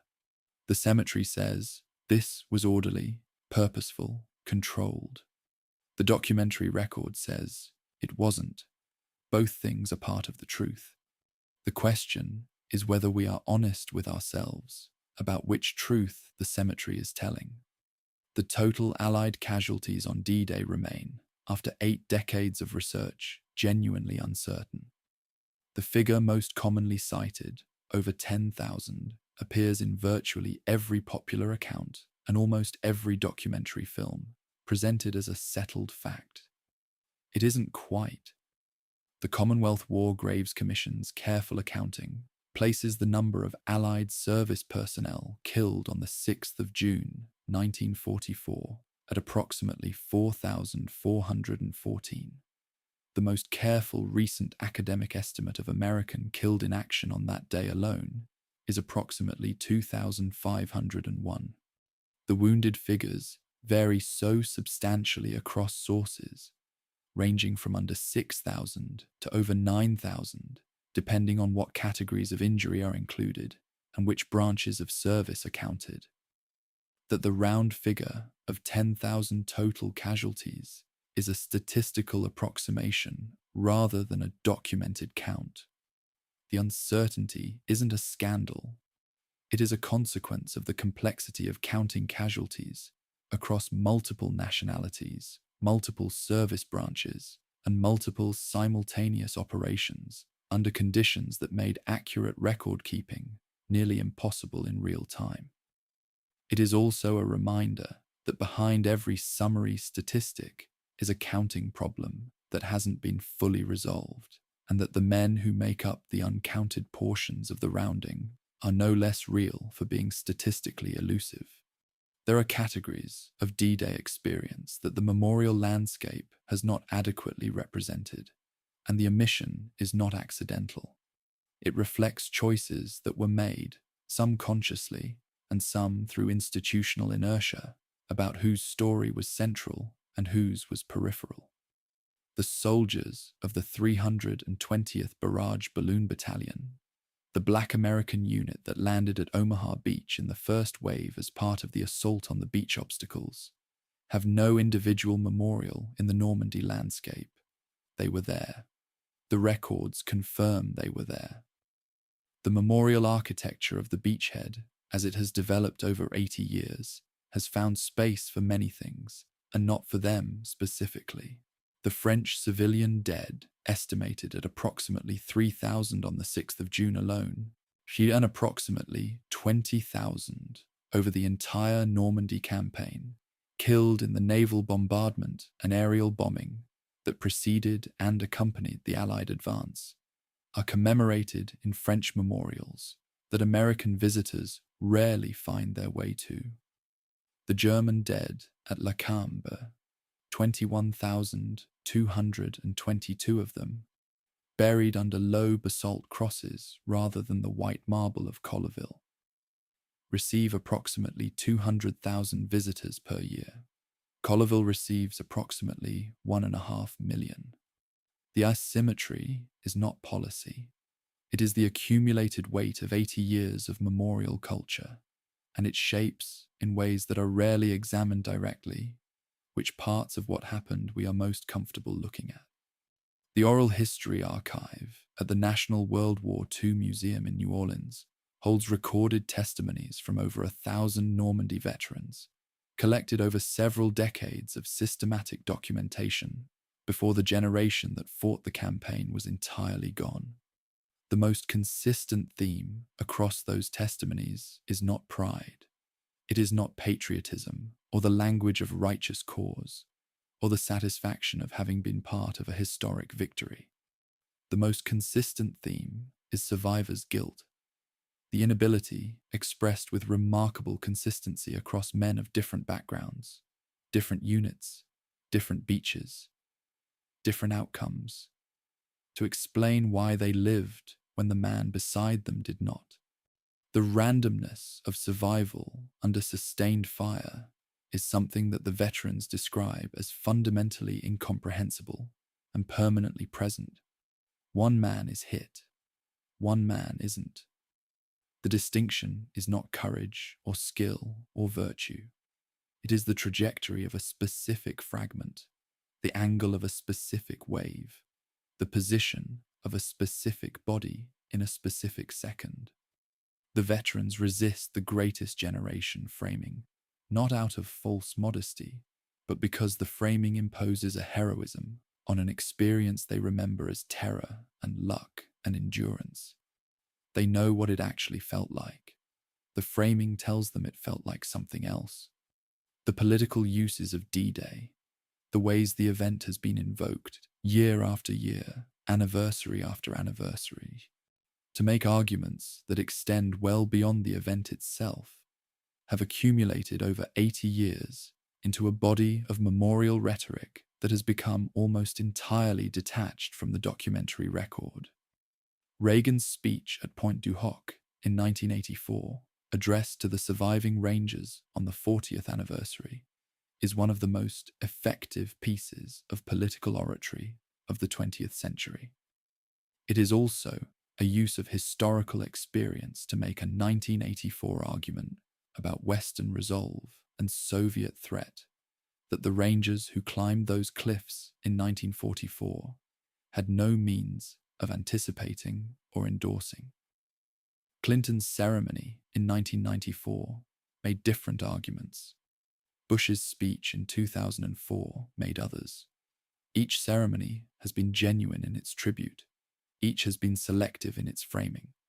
The event has become a political vocabulary that politicians of multiple generations have found useful, and the accumulating usage has layered so many interpretations over the original event that getting back to what it actually was, what it looked and sounded and felt and cost, requires a deliberate act of archival recovery that the memorial landscape doesn't make easy. The soil of Normandy is still speaking. French agricultural authorities estimate that farmers in the Normandy region uncover approximately 40 tons of Second World War metal annually. Shell fragments, vehicle parts, personal effects, unexploded ordnance in conditions ranging from safe to immediately dangerous. The Normandy disposal units neutralize an average of 40 to 50 unexploded ordnance items per year in the former battle area. In 2022, Giroud Construction, near Carentan, uncovered a cache of approximately 3,000 rounds of mixed American and German ordnance that had been buried under a field access road, probably in the weeks immediately after the fighting moved on, by someone who wanted the road passable and had no better option for the ammunition. The men who buried it are long dead. The ammunition waited 80 years. The landscape hasn't finished yielding what was put into it in the summer of 1944. And there is something in that fact, something about the persistence of consequence, about the way that actions taken in a specific historical moment continue to surface in the material world long after the people who took them are gone, that no memorial architecture quite captures. Of the approximately 2,501 Americans killed on the 6th of June, 307 remain officially listed in the cemetery records as known only unto God. Their remains were recovered. They could not be identified by the technology available in 1944, and the years immediately following when the identification program was conducted. They have names on no stone. They have a collective designation, the unknown, that is its own kind of memorial, honest about the limits of what the record can tell us. The defense, POW, and MIA, accounting agency, has used modern DNA analysis since 2015 to identify previously unknown Second World War remains, and as of the most recent accounting, has identified 11 previously unidentified Normandy dead. The process continues. There are families, the children or grandchildren or great-grandchildren of men who died at Omaha Beach or Utah Beach or in a flooded Norman field, who don't yet have names to bring flowers to. The history of the 6th of June, 1944, is not finished. It is being written in laboratories and archives by people who were born decades after the events they are completing. I have been researching D-Day in one form or another for most of my professional life. I have read the planning documents and the after-action reports and the signals logs and the engineering specifications and the letters in the pockets. I have stood on the beach at Colleville and on the beach at La Cambre and at the cliff top at Pointe du Hoc, where the craters from the pre-landing bombardment are still, 80 years later, visible in the grass. I don't know what it means. Not in the full sense that the question deserves. I know what happened, or I know some of it. The parts that were documented, and the parts that weren't destroyed, and the parts that found their way from a wallet, or a pocket, or a box in an attic, into an archive where someone like me could find them. What I know most clearly, after all of it, is that the distance between the geometric rows at Colleville and the chaos documented in the V-Corps after-action report is not a gap between reality and representation. It is a gap between what we can bear to look at directly and what the archive actually shows. The cemetery is beautiful. The record is true. Both are necessary. Neither is sufficient alone. The shore remembers in ways we haven't finished reading. The 40 tons of metal in the Normandy fields each year. The 307 unknowns. The 11 newly identified. the French civilians who don't appear in most of the documentaries, the letters that arrived after the telegrams, the diary that ends on the 5th of June, the machine gunner who aimed at the water. All of it is part of what the 6th of June, 1944 actually was. The thing that happened, the cost of it, the mess and the heroism and the luck and the failure and the success that nobody fully planned and nobody could fully have anticipated, and nobody who was there could ever quite explain to anyone who wasn't. That is the history, not the geometry of the cemetery, not the political speeches at the anniversaries. The history is in the archive, specific and complicated and resistant to the smooth version, waiting for whoever is willing to sit with it long enough to hear what it's actually saying.